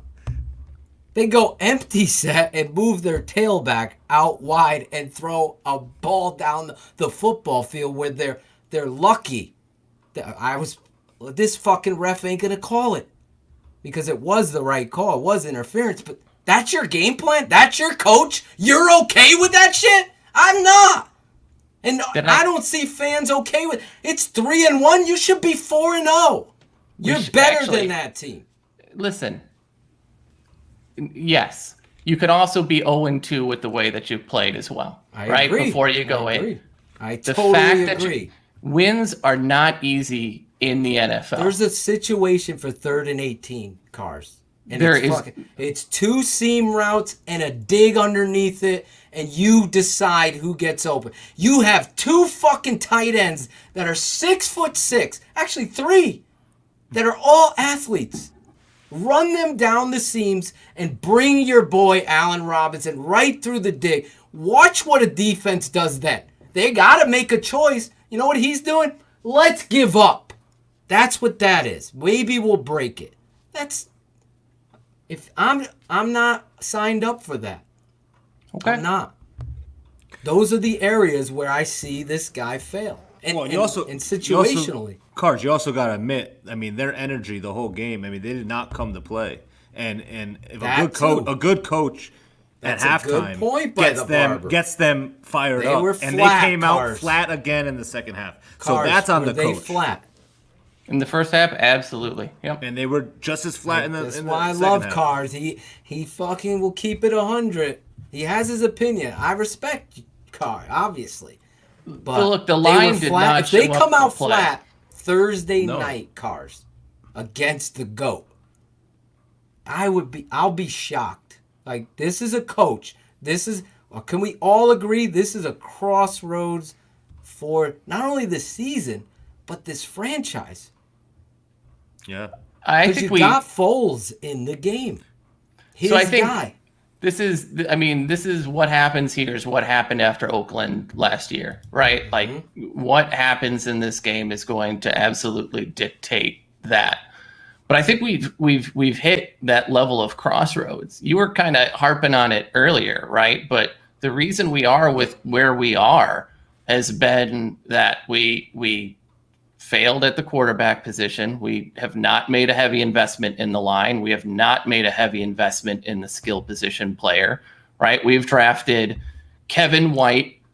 We've drafted Adam Shaheen, and then nobody else, if I'm serving correctly, at a skill possession until after round 3. We have drafted guards in round 2, not a single tackle until 6 or 7. We've drafted 2 tight ends, though, in the second round, which has been great. We came from a guy who has drafted 1 quarterback, I think, in his 6 NFL drafts, who Said he's failed gonna at draft a quarterback every year. and hasn't done it. Who you can miss on Mitch, but you gave up extra picks to do it. You can miss on Leonard Floyd, but you gave up extra picks to do it. You can miss on Anthony Miller, but you gave up extra picks to do it. So as someone who tried to shortcut the whole thing by adding Khalil Mack and not adding skill position players time and time again, we're trotting out a 7th rounder at wide receiver and a 4th rounder can't even make the active squad right now. So absolutely, Nagy is a part of this. But if you want to set the world on fire, I'm absolutely for it.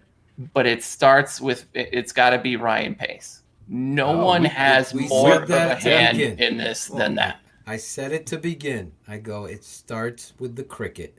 That's what I'm calling him now. Jiminy Cricket. He's up in the booth. You know my nickname stick.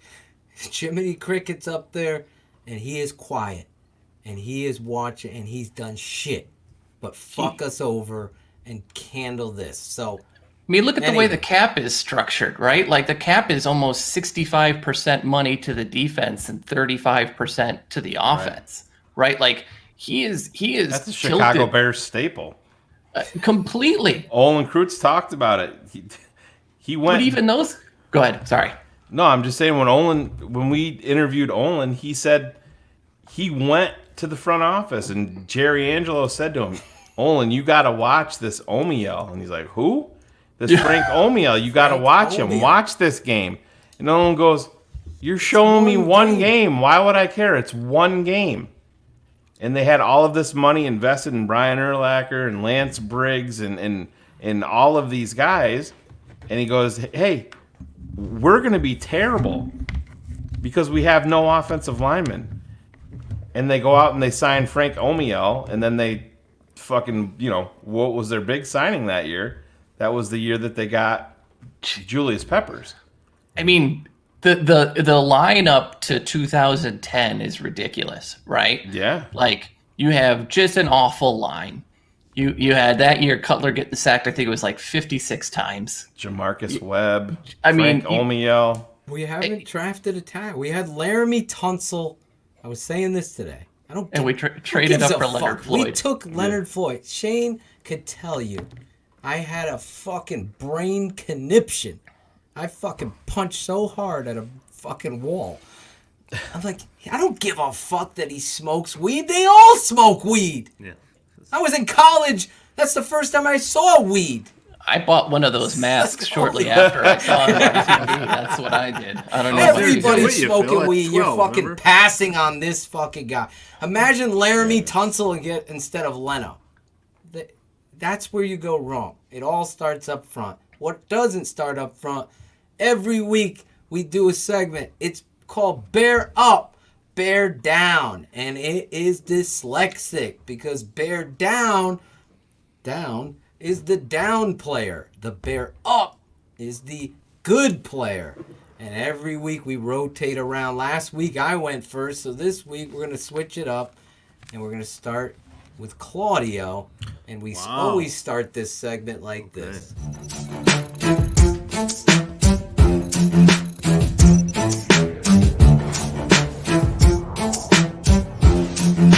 Phil Ottochian, Shayne Marsaw, the Tape Never Lies Network. A bear up, a bear down. It's Draft Dr. Phil and the smartest man around. A bear up, a bear down. It's Draft Dr. Phil and the smartest man around. A bear up, a bear down. It's Draft Dr. Phil and the smartest man around. A bear up, a bear down. It's Draft Dr. Phil and the smartest man around. A bear up. This week, Draft Dr. Phil and Shayne Marsaw, the smartest man. Bear ups and bear downs of the week. Oh yeah, bear up, bear down every week here on Keepin' It 100, sponsored by ChiCitySports. Claudio, who is your bear down? We always start with the negative because we want to end on positive. I mean, after this game, there's a slew of people we could do here, and I'm just, you know what? I mean, listen, Jalen Johnson's been playing good.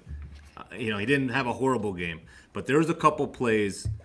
The one on Burton where he could have went for the tackle and tried to stop him on first down, but he goes for a fumble. You can't do that. That's a huge point of the game. You got to just stop him for the first down. Forget about trying to rip it out. All right.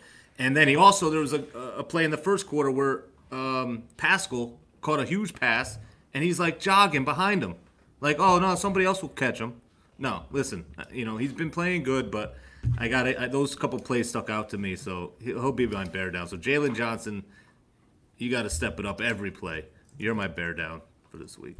Wow, going with the rookie cars. Bear down, Jalen Johnson from Claudio. Guys in the chat, share with us your bear downs. We'll get them up there. Claudio's now gone, so he can pay attention to your quotes. Here we go, Cars. From Cards Keys, at Bears Nerd. Follow this guy. It kills me because I was such a fan of his pick, but it's Anthony Miller for me. Even the catch that he made over the middle, it looked like he nearly dropped that ball. Oh my God. His hands. Caught. Yeah, I mean, he double catches everything. that interception, I mean, that looks like that never should have happened. I don't know what's going on. He's not running the right routes all the time. His hands suck. I know there's some belief that maybe all the shoulder injuries have impacted a catching radius, and which is it may well, but unless your head's in the game, which his is not, unless he's like targeted all the time early, he's gotta ride the bench. So this hurts. This hurts. I have his jersey. Was wearing it all day yesterday on Sunday. But Anthony Miller is my bear down. Anthony Miller, good choice. I agree. You got to be able to make these plays. You can't be dropsy, as Kevin Wood is saying. You got to be consistent. If you really want to be a starting quality and wear that swagger, you want to be Chad Johnson. Well, Chad Johnson made big plays in big moments all the time. I would love if he were Chad Johnson. That would be so amazing. That's what you want. You can't be swagging, running your mouth and dropping balls and running wrong routes and complaining and not giving effort and blocking to the whistle. So there's a lot of stuff I'm going to get into in the Tape Never Lies this week. Hopefully I'll be able to get it out by tomorrow, but I don't know. But it'll definitely be out by Thursday morning because of the switch up in the schedule and everything. But hopefully we'll see. I'm known to make miracles, Shayne. Good choice, though, on Anthony Miller. Mine is a layup for me. After watching the tape, I've cut up everything and I'm putting it all together. It is a process. That's why we were going to patronage, because of the hard work and dedication that we put into the shows and giving. There's just a little bit back for the work and everything that we do. This cut-ups and analysis and narration and music, looking at this. And on that pick, he also gave up too. Where did that come from? He's back to Anthony Miller. I'm good with it. Go on. I don't know where he came from. Where did that audio? It's so delayed. It just sounded like a drop. Anyway, Charles Leno, watching him on the fucking tape is worse. I don't know that it could be worse, but it was. It's much worse than what you saw on the field, and consistently inconsistent and lackadaisical, loafing, not playing to the whistle, and your head coach or offensive coordinator are tolerating that while all of you 100 crew are watching. This guy, I don't know. He's the very definition of the walrus. Could we get the walrus up there? Do we have it? There it is.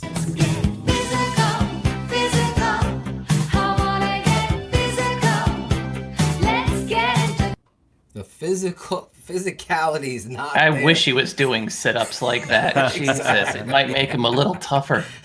He is so soft on tape. So Charles Leno, you are my bear down. 2 weeks in a row now. He's the bear down. Shayne Marsaw, you're bear down. Yeah, I'm going to go with a guy that I actually brought up for this segment last week, but I didn't actually go with him. And that's the, I believe he's still the highest paid safety in the NFL. That's 2 games in a row for Eddie Jackson where he hasn't stood out for his stellar play. He stood out where I'm like, the fuck, man? You know, we've seen him trailing some plays and biting on some play action in a big way. And there was some play. Say what you want about Phillip Rivers. Yeah, he's made some accurate passes, but there was some balls put up there that these guys could have made some fucking plays on. And that's why that's what we want from 39.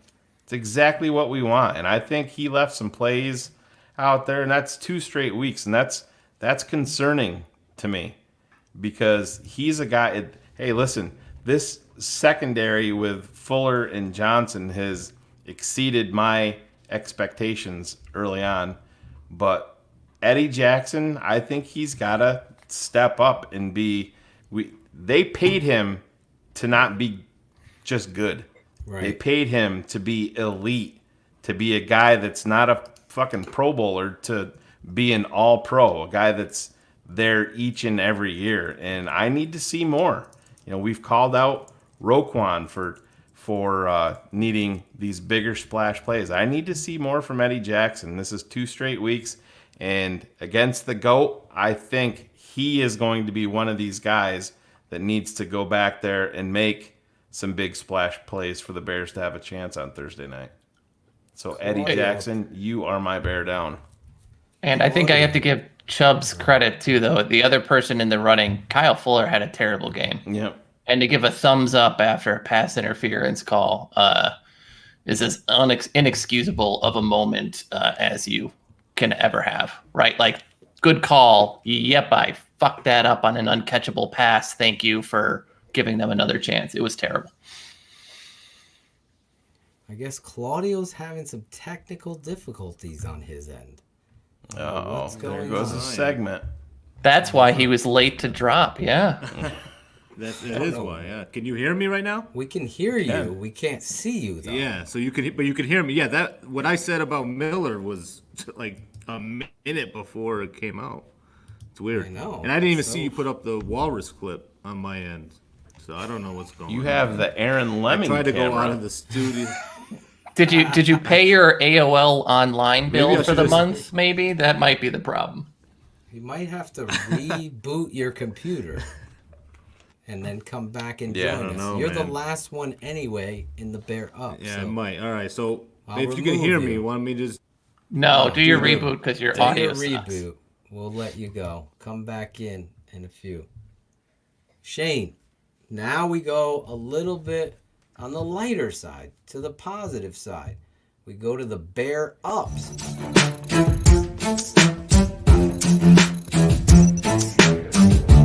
going to go to the Bear Ups. Philatosian. Shayne. There you go. Little work on the go. Shane, you're Bear Up this week. I mentioned him, and I'm going to stay there because I've been harping on this guy for a couple of weeks. I'm going to stay on defense, and I'm going to start with number 58. He impressed me. I think this is one, if you're going to break down 3 years or 2 seasons and 4 games of Roquan Smith, this is in his top 2, I think, games overall. I would have loved it if he could have kept that foot in bounds, but I saw him making some plays, and I saw something from him that got me even more excited than just his play. I saw him being vocal out there, and I think that is him getting in his comfort zone. I saw him screaming back at Phillip Rivers, who never shuts the fuck up. But I loved seeing that because Roquan has been the silent guy that didn't say too much. I think that's him assuming the leadership, getting that green dot, and he needs to be an integral part of this defense, and he needs to be a fucking dog. There he is. I was really impressed with him. I wanted to see that blinding fucking speed that we saw at Georgia, and you saw that Sunday on a lot of plays. I was like, whoa, where the fuck did 58 come from there? He stood out to me, and that's what you need from a guy that you draft in the top 10. So Roquan, you need to keep it up, man, because I still think, and I know there's a lot of people upset with Pagano, and until they get this offense figured out and to at least be average, I think you're going to see a more passive Pagano because points are at a premium. Like I said, we can't even rely on the field goal kicker. So I think once this offense can start to get cranked up, hopefully, I think in turn you'll see a more aggressive Pagano. And to me, that starts with number 58 because this kid's a fucking missile when you want to send him in. You saw the one play that he made in the backfield. I wished at that point, they were down, 16, and he was doing a little bit of talking, but are we moving segments already there, Phil? No, I was trying to, I hate that it does that. But anyways, can't do it behind the scenes. We'll clean it up in post. It's fine. Roquan really stood out to me, and this is what we need him to be each and every week. Your Bear Up. Roquan, you are my Bear Up. There you go. I needed that in my life. Phil doesn't know what to do, and he's not able to talk for 3 minutes. No, and gets fucking worried. You said and it, starts and sweating. then you went back around. What do I do with my hands? What do I do? What do I do? I'm like, I thought you were just delaying for time. Well, I didn't know you threw me off there. You're putting shit up on the. You gave him the Oscar wrap it up music right there. That's is what his you did. music, his own theme music. For There God's you sake, go. everybody hears that song and thinks of you now, Shane. There you Anyway, go. my Bear Up's gonna surprise some people. After watching the tape, and today I just was able to just sit back and watch. Usually I just skip over the defense and go to the offensive tape and just cut it and have it ready. Today I wanted to see it all, so I sat and enjoyed it. And I gotta say, this guy I'm excited about what I saw, because if he carries this to the next game, we're going to be that much better than we already are on defense, because he takes Quentin Nelson. People wanted guards, first-round picks. He takes Quentin Nelson and embarrasses him on more than a few plays. And that's young buck, Bilal Nichols, out there balling his ass off, playing with passion, heart, and drive. He took fucking Nelson, made him look like the biggest piece of shit since Leno. Swam him, threw him out of the way. He didn't even know what hit him. Now, Nelson got his in too. But to embarrass that guy the way he did on more than a few plays was so impressive. So, Bilal Nichols is my Bear Up this week. That was supposed to be something he couldn't do, right? Like, no one can beat Quentin Nelson. That's awful. Yeah. He's the reason they won the game, according to sources. Absolutely. It was his getting them to the 3.1 yards per carry was just absolutely huge, Quentin Nelson. Yeah. Cars. So this one is for my biggest fan, Edwin out there. How you doing, buddy? Big fan. I was gonna say that dude. You gotta watch your back, bro. That dude hates you. Oh, it's fine. In the chat. Yeah, calm down. Oh my god. Calm down with the shtick, dude. It's fucking weak. I mean, I get it, but fine. Jesus It's Christ. fine. Jesus. I can't see it. He said Continuing he's 12 on. in, so he might be drunk. Who knows? Darnell Mooney continues to be week after week. Like, you see his snaps. He's everything that we wanted. He's the speed guy, right? You still see the speed that's being actually respected by defenses, which is by far, the missing piece of this offense. And he was such a focal point of the game early on.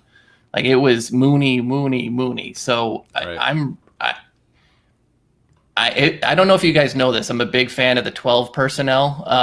I think it should be A-Rob and Mooney all day, every day. And so he's definitely going up and up. Mo Mooney. So Darnell Mooney, my bear up. He did it backwards, but we'll take it. I know. Well, Claudio the Barber. I like Mooney. Great pick. Go Yeah, ahead. you took my pick. I mean, I was going to go with my boy. I mean, Mooney is playing incredible. I got some swag of his coming, actually. I was hoping it would be here by now, but, you know. Can you guys hear me good? Or? Yes, we're good. Okay. Oh, okay. All right. So listen, my bear got you in the right direction. Yeah. So my bear up is the other guy that you said is Allen Robinson. I mean, come on. I mean, this dude, you know, on that last drive there, I mean, if he doesn't show that we need to pay him and he needs to be on our team and he needs to be the guy, I don't know what else, because that dude made some ridiculous catches. That touchdown was ridiculous. The catch on the other sideline was ridiculous. So, I mean, enough ridiculous. Ridiculous. Well, it was. It was ridiculous. They were great catches. They were Claudio great doesn't catches, know what I'm talking about. We'll talk later. It's ridiculous. So yeah. So how many ridiculous? Yeah. Don't Inside be joke, ridiculous. Claudio. my bear up. We've lost Claudio again. Claudio's Dunkin' Donut Wi-Fi. Yeah, I think I understand the other network, right? So Can someone get Claudio's address and ship him a new AOL CD? He might be out of He's in the same spot as Steven. So is there any yeah, it must be conspiracy from Did that? you buy Glenn Bragg's laptop by any chance? You're freezing, Claudio. You're freezing. Mr. Freeze over there. Allen Robinson is Claudio's bear up this week. Bear up. I'll remove him and then hopefully remove yourself from the studio and then come back in, Claudio. I think he is on Mars, Josh T. I think Claudio, that whatever goes in that sector there, the bottom right of your screen seems to start freezing. Claudio's still frozen. I'm gonna have to remove him from. Oh, I can't. Can I? Yeah, he's already removed. I don't think we can remove him from the green room. No, he's not. He's stuck on my screen here. Is he on your bottom screen? Yeah, in the green room though. Yeah, he's got to. Yeah. Claudio, leave the studio, then come back in. Follow that I'll directive. text him. Text him that. Anyway, Shane, we did the Bears up. We did the Bear down. Now we move on. We were going to move on to everyone, America's and every barber's favorite segment. But since we're not, we're going to move on to this segment here.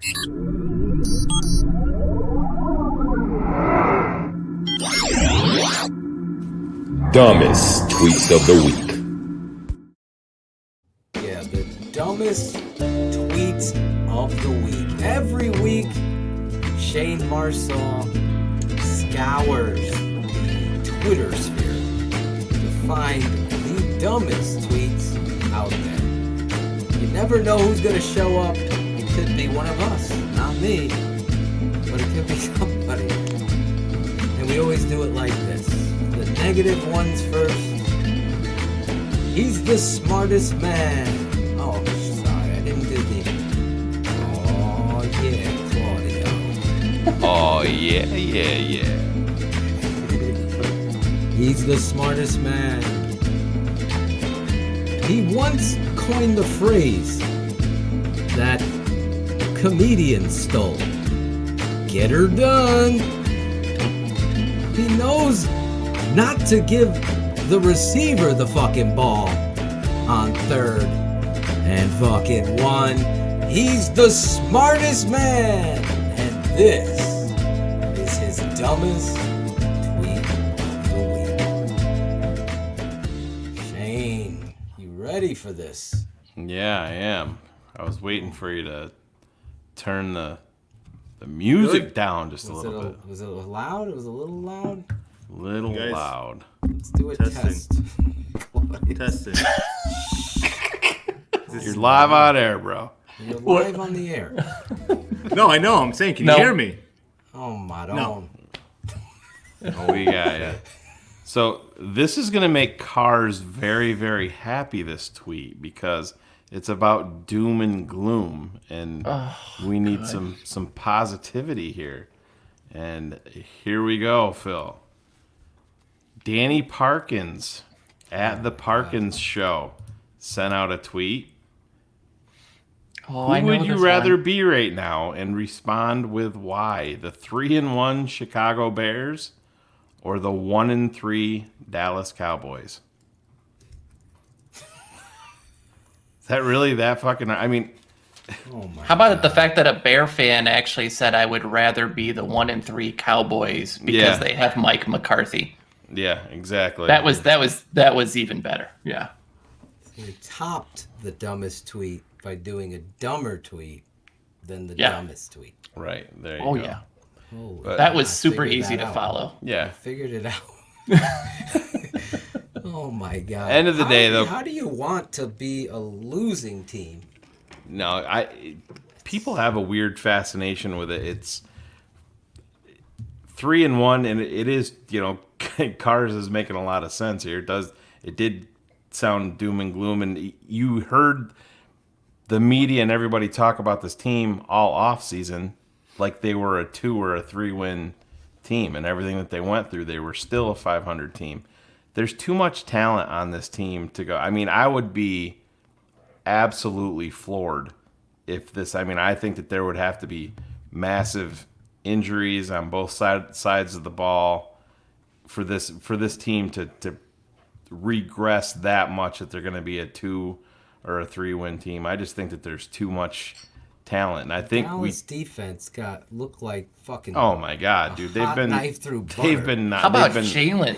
Jalen went from like all world to just loafer supreme. Like, did you see that Odell touchdown? He was jogging. It was brutal. Heisenberg thinks it's not that dumb of a tweet. Heisenberg, I don't know. I love that show, but I don't like that comment. I totally disagree. The Cowboys aren't even in the vicinity of what you have defensively. Now, your hope is that Carr's boy, Coach Nagy, could get this turned around and use some of what he's doing in the line. We'll talk about it over coffee tomorrow morning, Matt and I. Are we gonna sit here and act like the Dallas Cowboys haven't underachieved for the better part of 2 decades? I mean, America's team that hasn't won a Super Bowl in how long? Yeah. Well, thanks. I guess Heisenberg. because Yes. they're in that division, as Chris Sandlin says, the NFC least division. Yeah, it's because still nobody's there. You have to look at the whole season, yes, obviously, but you have to look at the fucking franchise too. Chubbs makes a good point. I know Chubbs and Cars are very close friends. Wait, he meets me for coffee with Nagy tomorrow morning, actually. Yeah. So it's If good. the Falcons would have gone to the police, this would never have happened, if you remember Woody Woodpecker. Yes, but if let's they be covered honest, the ball, they'd be 0-4, and it's ridiculous to even. Oh, it is a dumb tweet. Let's move on from the stupid. Did you have a final point? I'm sorry. This is No, Phil, and that is the one dumb tweet of the week this week. Oh, only one. So we There can we move go. on. Now I got to make sure. Let's just test a level. You guys tell me if it's too loud or if it's okay. Maybe Cherie. Well, set it to where you think it's good and then turn it down like 3 notches. A little lower. Okay, this is where I had it, right No, there. it's way too loud. So now I'm going there. A little less. You can go down a little bit more. Oh my goodness. There we go. It's perfect.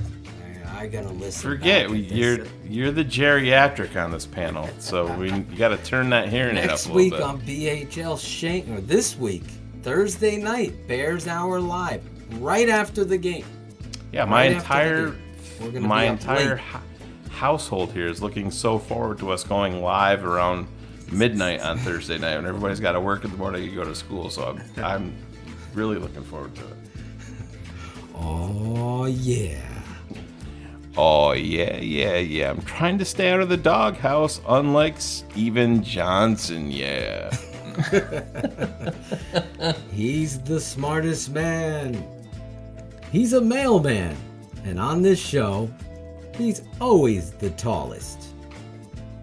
Oh, look now. Another missed block by that motherfucking lazy ass Leno's walrus.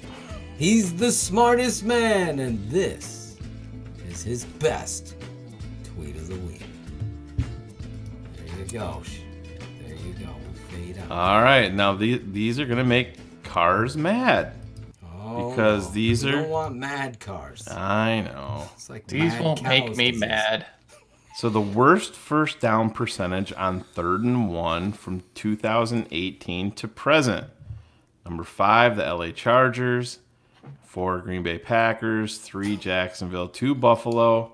Number 1, Chicago Bears convert 56% of their 3rd and 1s over the last 2 seasons and 4 games. And Phil, I haven't said it in a long time, but that is an issue. And that in turn leads me right to my next best tweet from the same person, JJ Stankovitz. A double doozy. Yes, the worst yards per play on 3rd and 1 from 2018 to present. Jets, Bills, Chargers, Cardinals, and the Bears come in at 1.8 yards per play. Right. On 3rd and 1. And for whatever reason, I did upload it, but there was one more that tied into this. David Montgomery, since he's been in the league on 3rd and 1, has converted 62.5% of the time. Holy shit! Are you serious? I mean, really, dude? 62% of the time, it works every time. I don't understand what. Well, I would rather have 62% of a chance.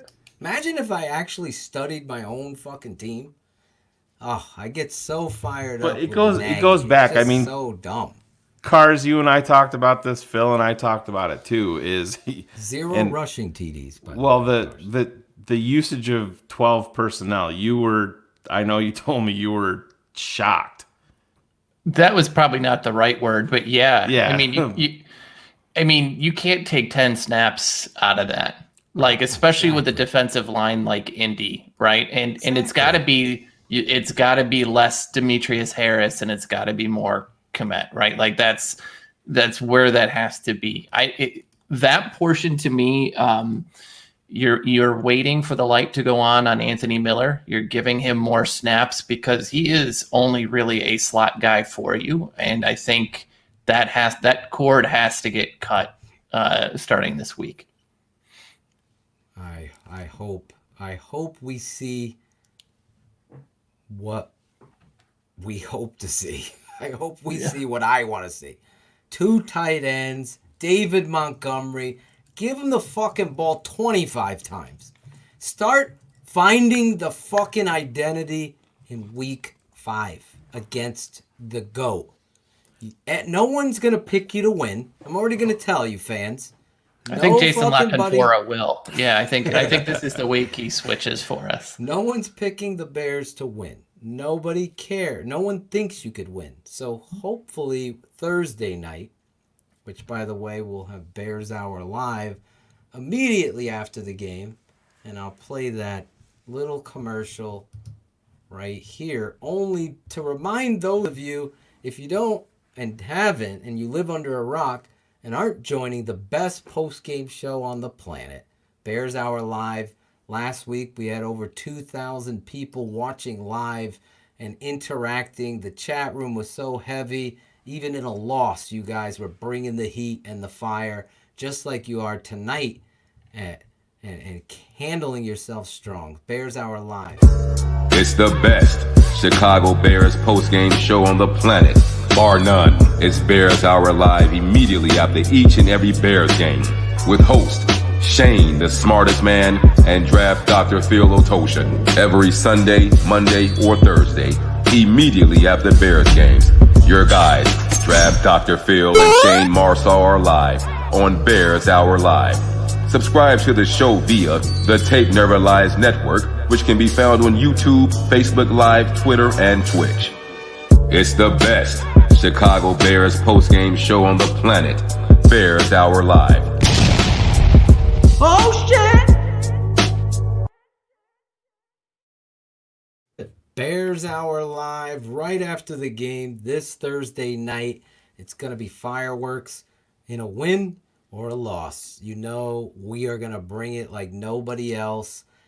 I can put my freaking stamp to that. I know. I've seen and scouted other shows out there. They're not bringing the analysis, the passion that all of you listeners have and love for this Chicago Bear team without the fucking meatball bullshit. Jay Cutler, he sucks. That's why we lost. That's not going to happen here.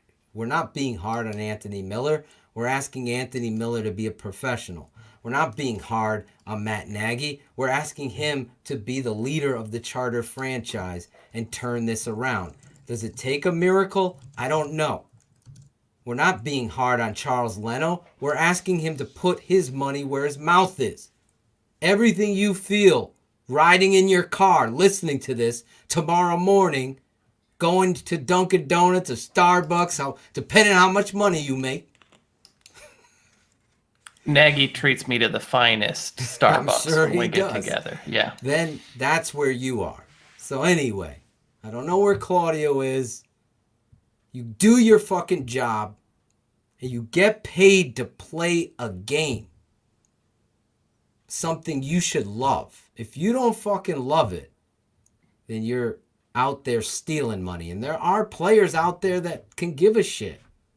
They were laughing on the field. So that's on the coach. A lot of stuff that Cars and I don't see eye to eye, I'm putting right on the coach. Obviously the GM first. But that's where I stand. Now, where is Claudio for his segment, for God's sake? We've gotten all the business. He's having some He needs a new internet connection. Jesus. We need a new internet connection. Wow. He's in the Steven Space Center.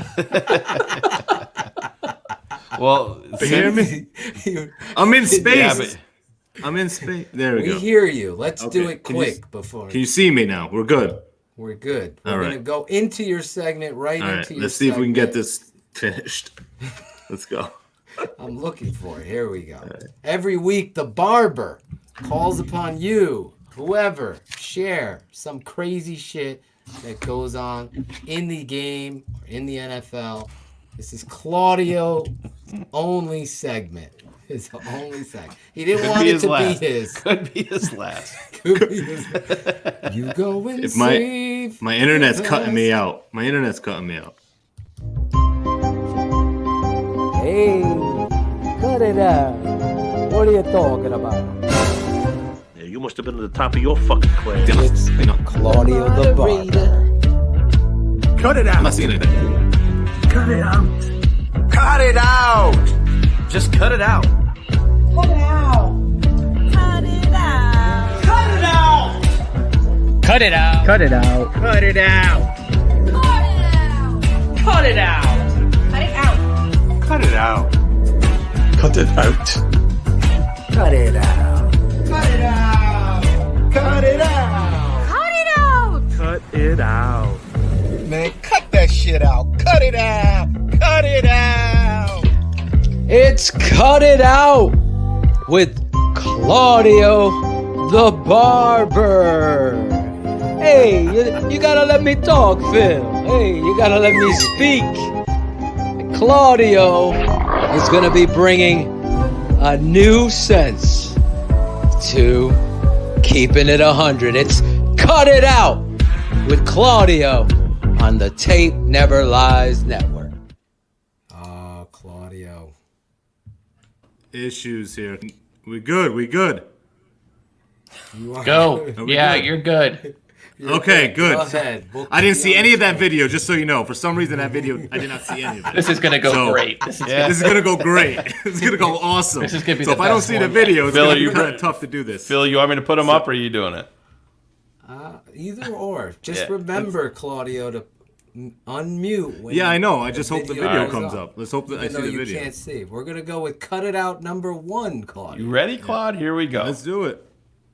The sixth player with 400 or more passing touchdowns. That's some elite company. That one tipped All in right. the air. Listen, Mac. We love you, but you can't drop. Keep playing it. Go ahead. Keep playing it. Keep playing it. You got to keep playing on a The loop. sixth player with 400 or more passing touchdowns. That's some elite company. That one tipped in the air and Oh, Claudio forgot. Cut it out. Cut it out, Claudio. You're on. You left yourself Oh on my mute. God! I did not. I clicked it. Yeah, obviously. Cut it out. Cut it out. I love you Try guys. it again. Try it again. Listen, I don't know what to tell you. The computer. I need Shane's technical support over here. Well, I'd pick it up and smash it. It's cut not it out. working right. Unmute. Get ready. Here I you hit go again. unmute. Talk Go ahead. over. The sixth player with 400 or more passing touchdowns. That's some elite company. that one tipped in the air and Oh, there it is. Khalil Mack. You gotta catch it. You don't get. What are you gonna Where the do? fuck are the scissors? Where are the scissors? You didn't The scissors are right here. Listen, the video is not coming up, bro. You're trying to understand. I'm trying to make you understand. The video's not coming up. It's hard to speak over a video I'm not seeing. It's not working out here, guys. Sorry to let you know that. This is the greatest one we've ever done by far. It's not one because it's not coming up on my end. So Let me I don't do know it what to for tell you. Claudio. Here we go. Yeah, go ahead. You do it. You know what I'm trying to say. Look at this. Phillip Rivers gets back, and Mingo knocks it out. Khalil drops the football. Could have been a game changer. Could have been a game changer. You can't give the Khalil haters Mack. any fuel. You can't. I mean, Mack fuel. normally we looked would at- catch something like that. But we look at week 1, right? We talked about the Jimmy Graham drops and how those could have been momentum changers, Yeah. right? This is the exact same thing in the opposite direction. So, I mean, those little things, good teams don't make those things happen. The difference between 9-7 and 7-9 is a play like that. It's always been said by me, Cars. I thought you were going to quote your boy. The Oh, difference I'll never between give you credit. No, winning and no. losing is catching and dropping the football. And right there was on display because let me tell you, I said it at the top of the show, that could have turned the whole tides of the game. Right there. Absolutely. Cut it out number 2, Claudio. I hope you're ready for this. Please work. Just press mute. I'm so excited right now. Unmute when you- 3rd and 1. Gibbons to Patterson. Here's a clip of He did not get Borderell there. on 3rd and 1. And then Nagy, check this out. Ready? Here's Montgomery on 3rd and 2. Look what he does. Oh, he makes the first down. Cut it out. Keep Montgomery in there. Seriously, Nagy, you're ridiculous. Oh, there you go. Did that work? Did you hear me? You were Did on it fire go? that time. Awesome. Good. See, I saw the video. It worked out. Just cut down on the ridiculous use. Oh, my goodness. That's my daughters. That is my word. I tell them that all the time. You guys are ridiculous. Well, that was a good cut it out. All right. It showed what David could do. The play shut down. Well, a good running back, an instinctive running back, one that you realized you traded up for. Is there a theme here, Cars? No. You fucking use them there. You gotta use them. Gotta use them. I'm really upset that they didn't stick Anthony Miller in the backfield for that one and run him on Wishbone. So that one I'll be completely sad about. Do you guys feel like maybe Claudio should do this segment in that Bears helmet back there? Exactly. I think it might add to the whole thing. Can you squeeze that on your head? No. I want him to do it in a full-on bear costume, like it's over his left shoulder. That would be even better. Claudio, can that helmet fit? That's Look at lacquer. Try to put the helmet on. I'm telling you, it's gonna be ridiculous. You'll love it. Put it on. He's just frozen his face. Wait, dude, I gotta get a picture of this. I gotta get a picture of this. It's the perfect smile. It's like he's going to the dentist and had his teeth fixed. We're gonna send it to the betting site that wants to the betting work site. with us. Yes, If we did badges, like this would be his office badge right there, right? No wonder why there's no comments here. Holy cow. We got to get some up. Claudio's not there. Steve sees it. Oh, don't be ridiculous, Shane. Where did it go? Anyway, oh, boy. Let's go. We'll do the last one together. How about the weather, guys? Let's go for an in-depth on the traffic report at the nines right now. Cut it out, number 3. You ready? How much enjoyment do you have on the sideline watching this when a defense plays like this? Yeah, I love it. Shoot, it's awesome. I think our sideline loved it the whole time. You know, that was one thing I thought. That I thought that we brought a lot more energy than they did. I just felt that from our sideline. I mean, nobody's buying. They're going to take a timeout. They're going to kick the field goal. He turned the corner. I love the talking. Isn't it great? Yeah, he's having the best. fun pointing and talking to Roquan Smith. And he's known for trend. 380. Got Taylor has the first down.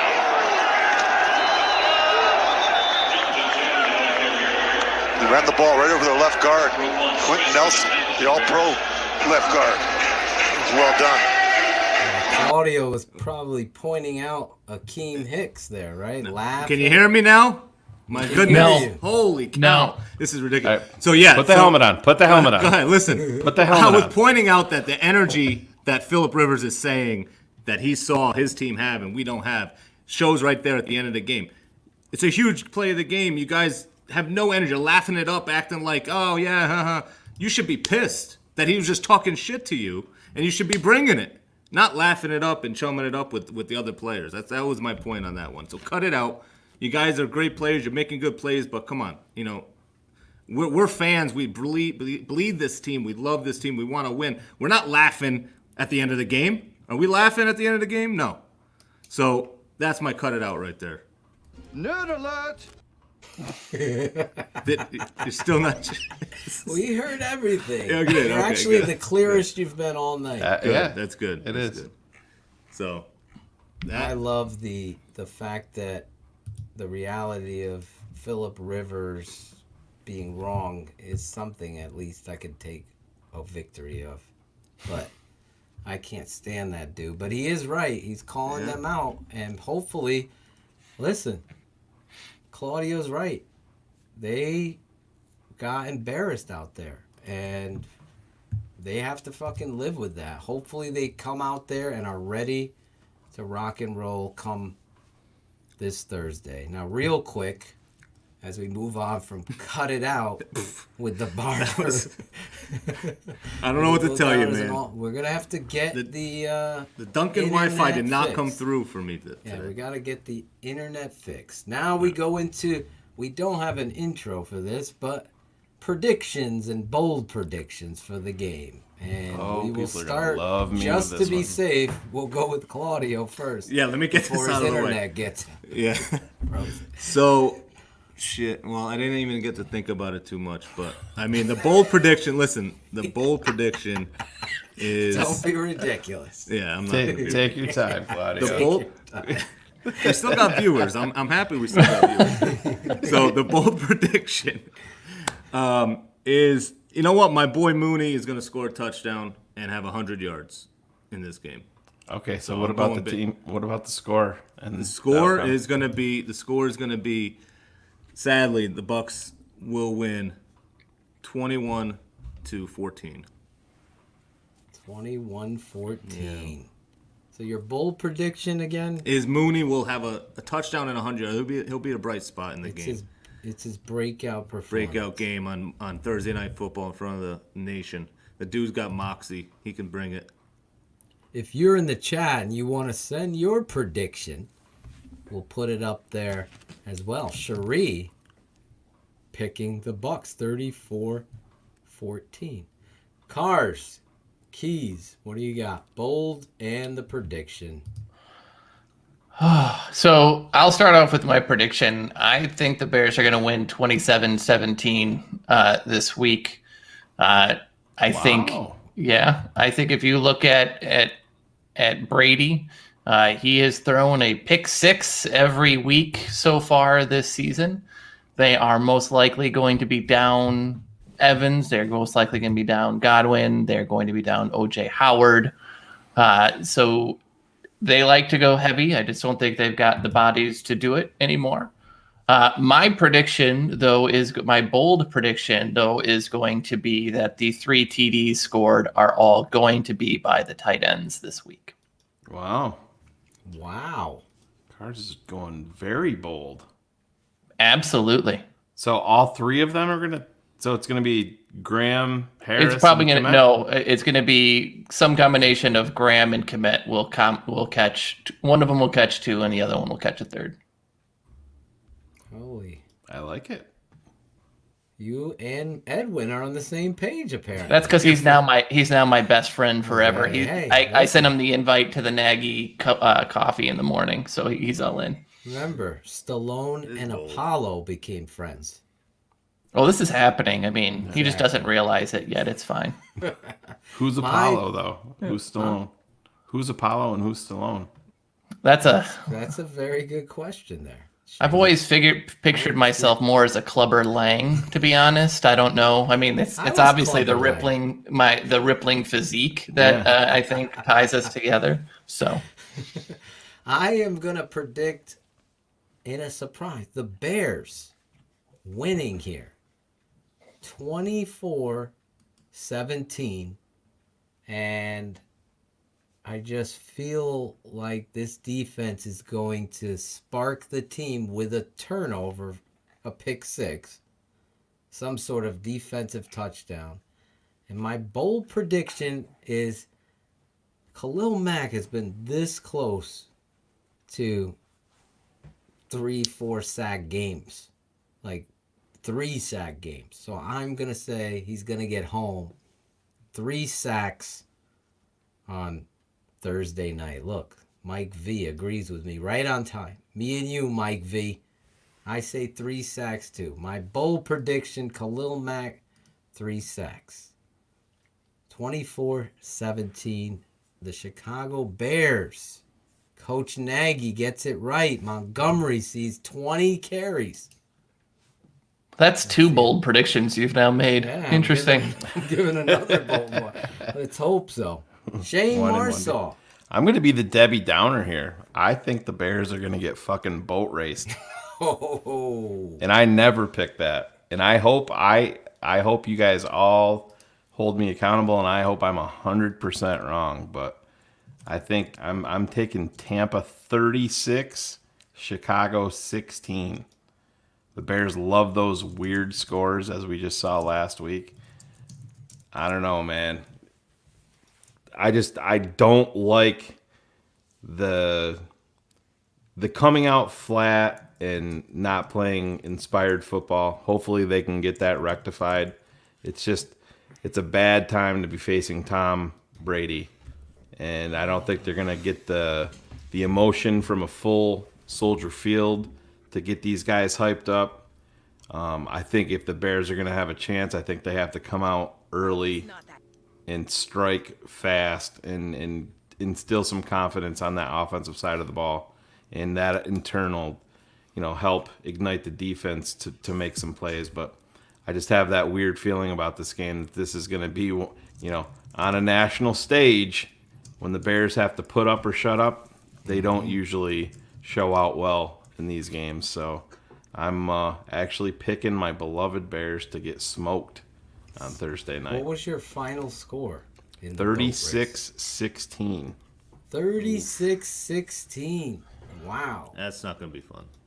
God. It's going to be tough for me to get through. And believe me, I hope I'm right. I hope I'm wrong. I hope you guys hold me accountable, like I said, because I don't want to. Yeah, absolutely. I hope you do. This is what we get for allowing an Eagles fan on this show. Yeah, no, man. Where is American Male tonight?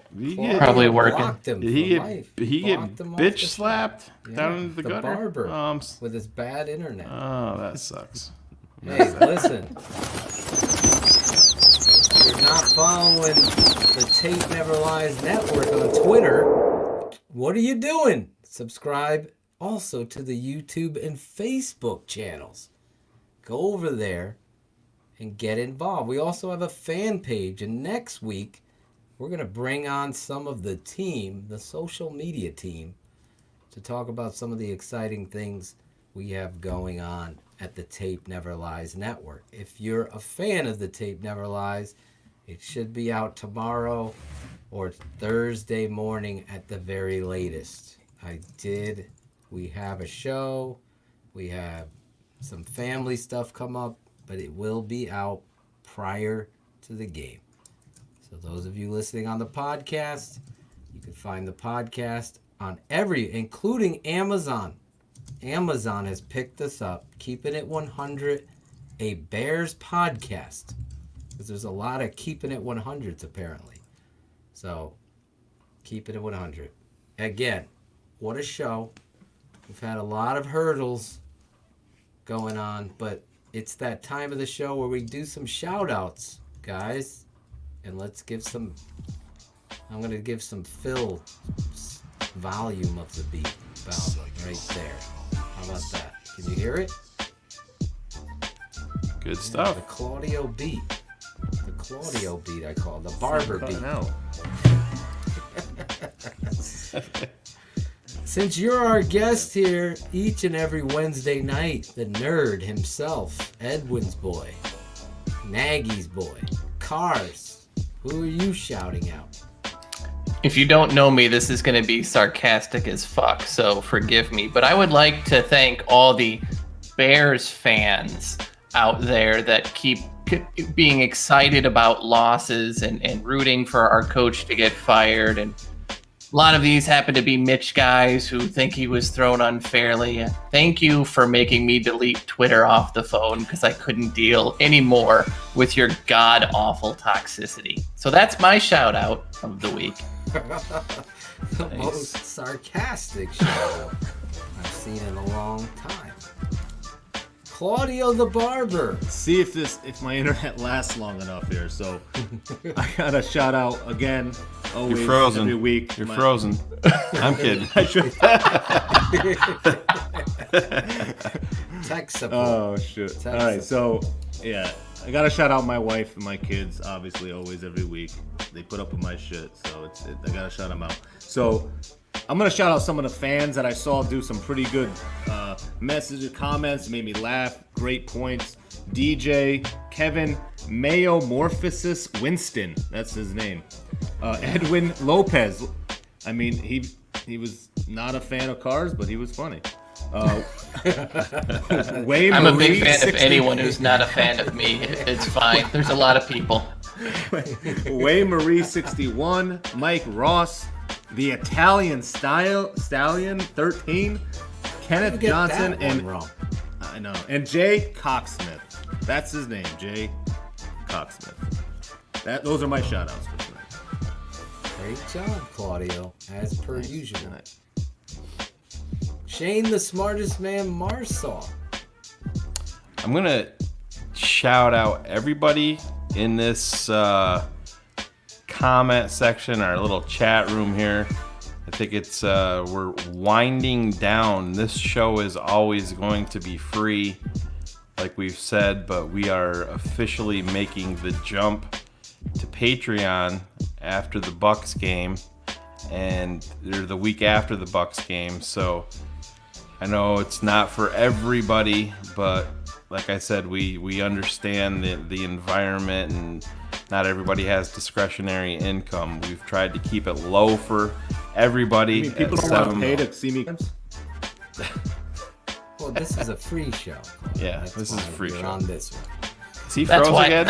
That's how you guys could afford me. That's the way that worked out. But so, like I said, it's the $7 a month on Patreon will get you the full Tape Never Lies from Draft Dr. Phil, BHL that will go live after each and every game, all of our pop-up shows, the behind-the-scenes stuff with all of us here watching a game, maybe with all four of us on the panel and breaking stuff down, all of our off-season breakdowns heading into free agency and the NFL draft, and all of that will be part of our Patreon package moving forward.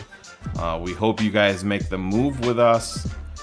Again, if you agree or disagree, put it in the chat, because we're open to all sorts of criticism. But this is happening. It's going to be a actual thing coming up. So I hope you guys are all with us, and I hope you guys can understand where Phil and I are coming from with this, because it's been a 5-year journey working off of a budget of $0, where Phil and I have, put in money ourselves just to be able to provide this content to you guys. So hopefully you guys understand where we are coming from. Other than that, I appreciate your loyalty. I appreciate everybody's enthusiasm for what we do. I mean, we're a few hours in here, still 177 deep, and I know people will be catching the replay tomorrow. But yeah, just appreciate all of you guys. And once a month. Yep, once a month, $7 a month, and I hope you guys can make the jump with us. So thank you so much, and go Bears. Let's do this. Got a big game Thursday night. Big game Thursday night. Big players make big time plays. I got to shout out the chat room has been on fire tonight, making me laugh. I want to shout out Steven and Zach for coming on and talking some Bears with us.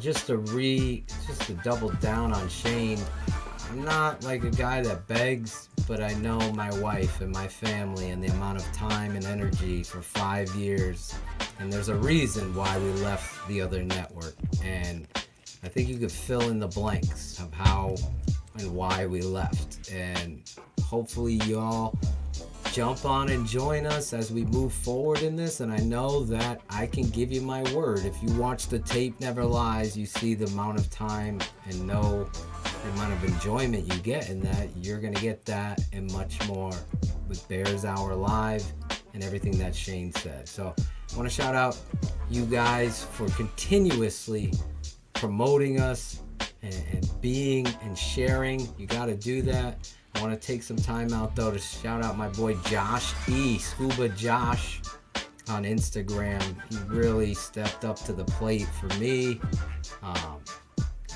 He's just a great dude and sent me some stuff from my family and personally for the Draft Dr. Phil studios here. I want to shout out the guy who built the studio, and Chris Jackal, who's been fiery in the chat.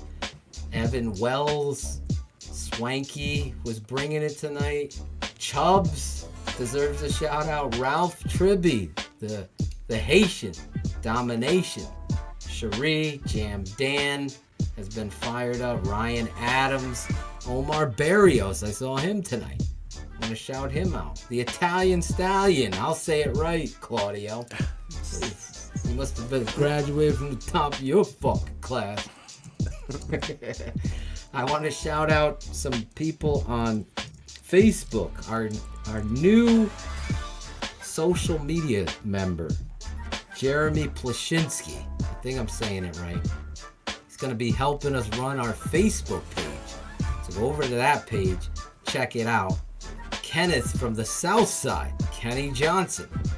Look at you. See, I got you right in there, Kenny. That's what we do in Patreon. That's what we'll do moving forward, whether it be BHL or keeping it 100. I also want to shout out Isaiah Robles. I want to shout out Alan Geronimi, Zane Christensen, Jose Luis Castillo, Jose Cotto. Jose Cotto wants to make a return. The new hubby. The new hubby. Congratulations. Hello. Jose Cotto. He got married. He's living his best now. He's turned his life around. JC Ruddy. I want to shout out my boy Mitch Galloway. He was the first guest with You Gotta Have Hype. My man James Daniel, not the guard, but the guy on Facebook that's always shouting us out. Kino Cappuccino, Danny Hernandez, Paulie Coasters. He's on Instagram. We saw Mike V. He left for bed, but I wanted to shout him out as a big-time supporter of us.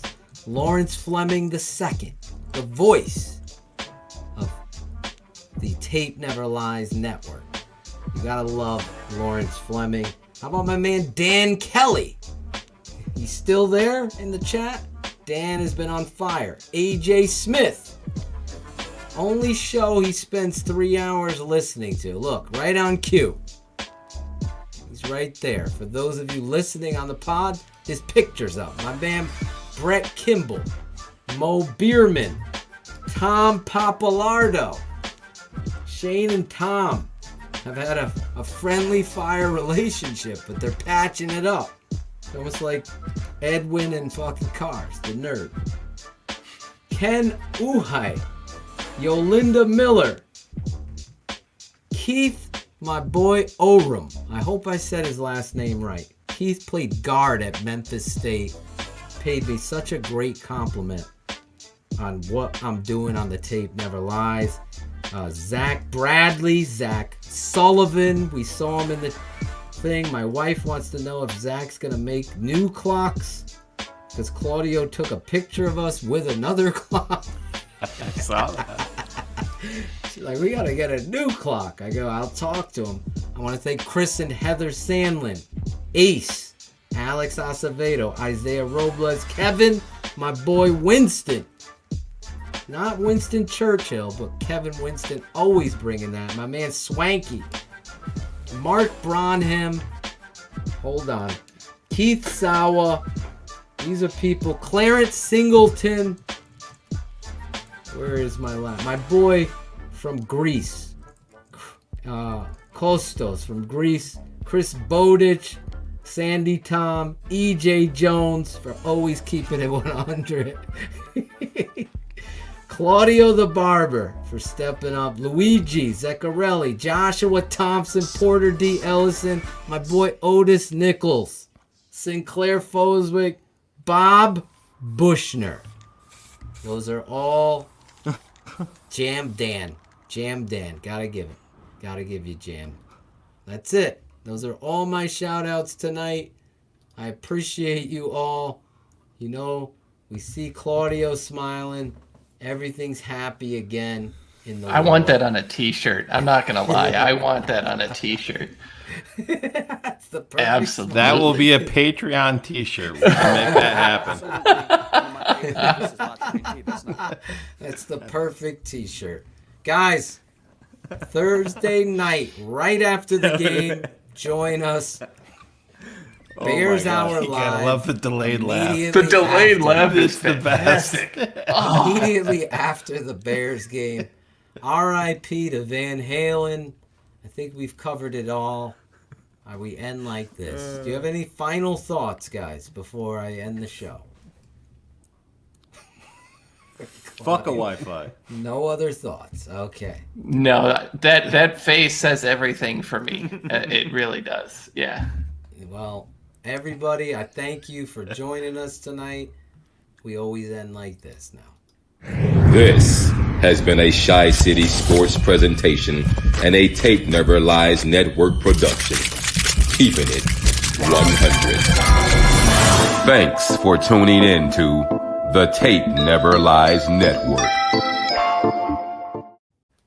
We're here one last time. Bears Hour Live. Don't forget, subscribe, Twitter, Facebook. There's a Facebook fan page now.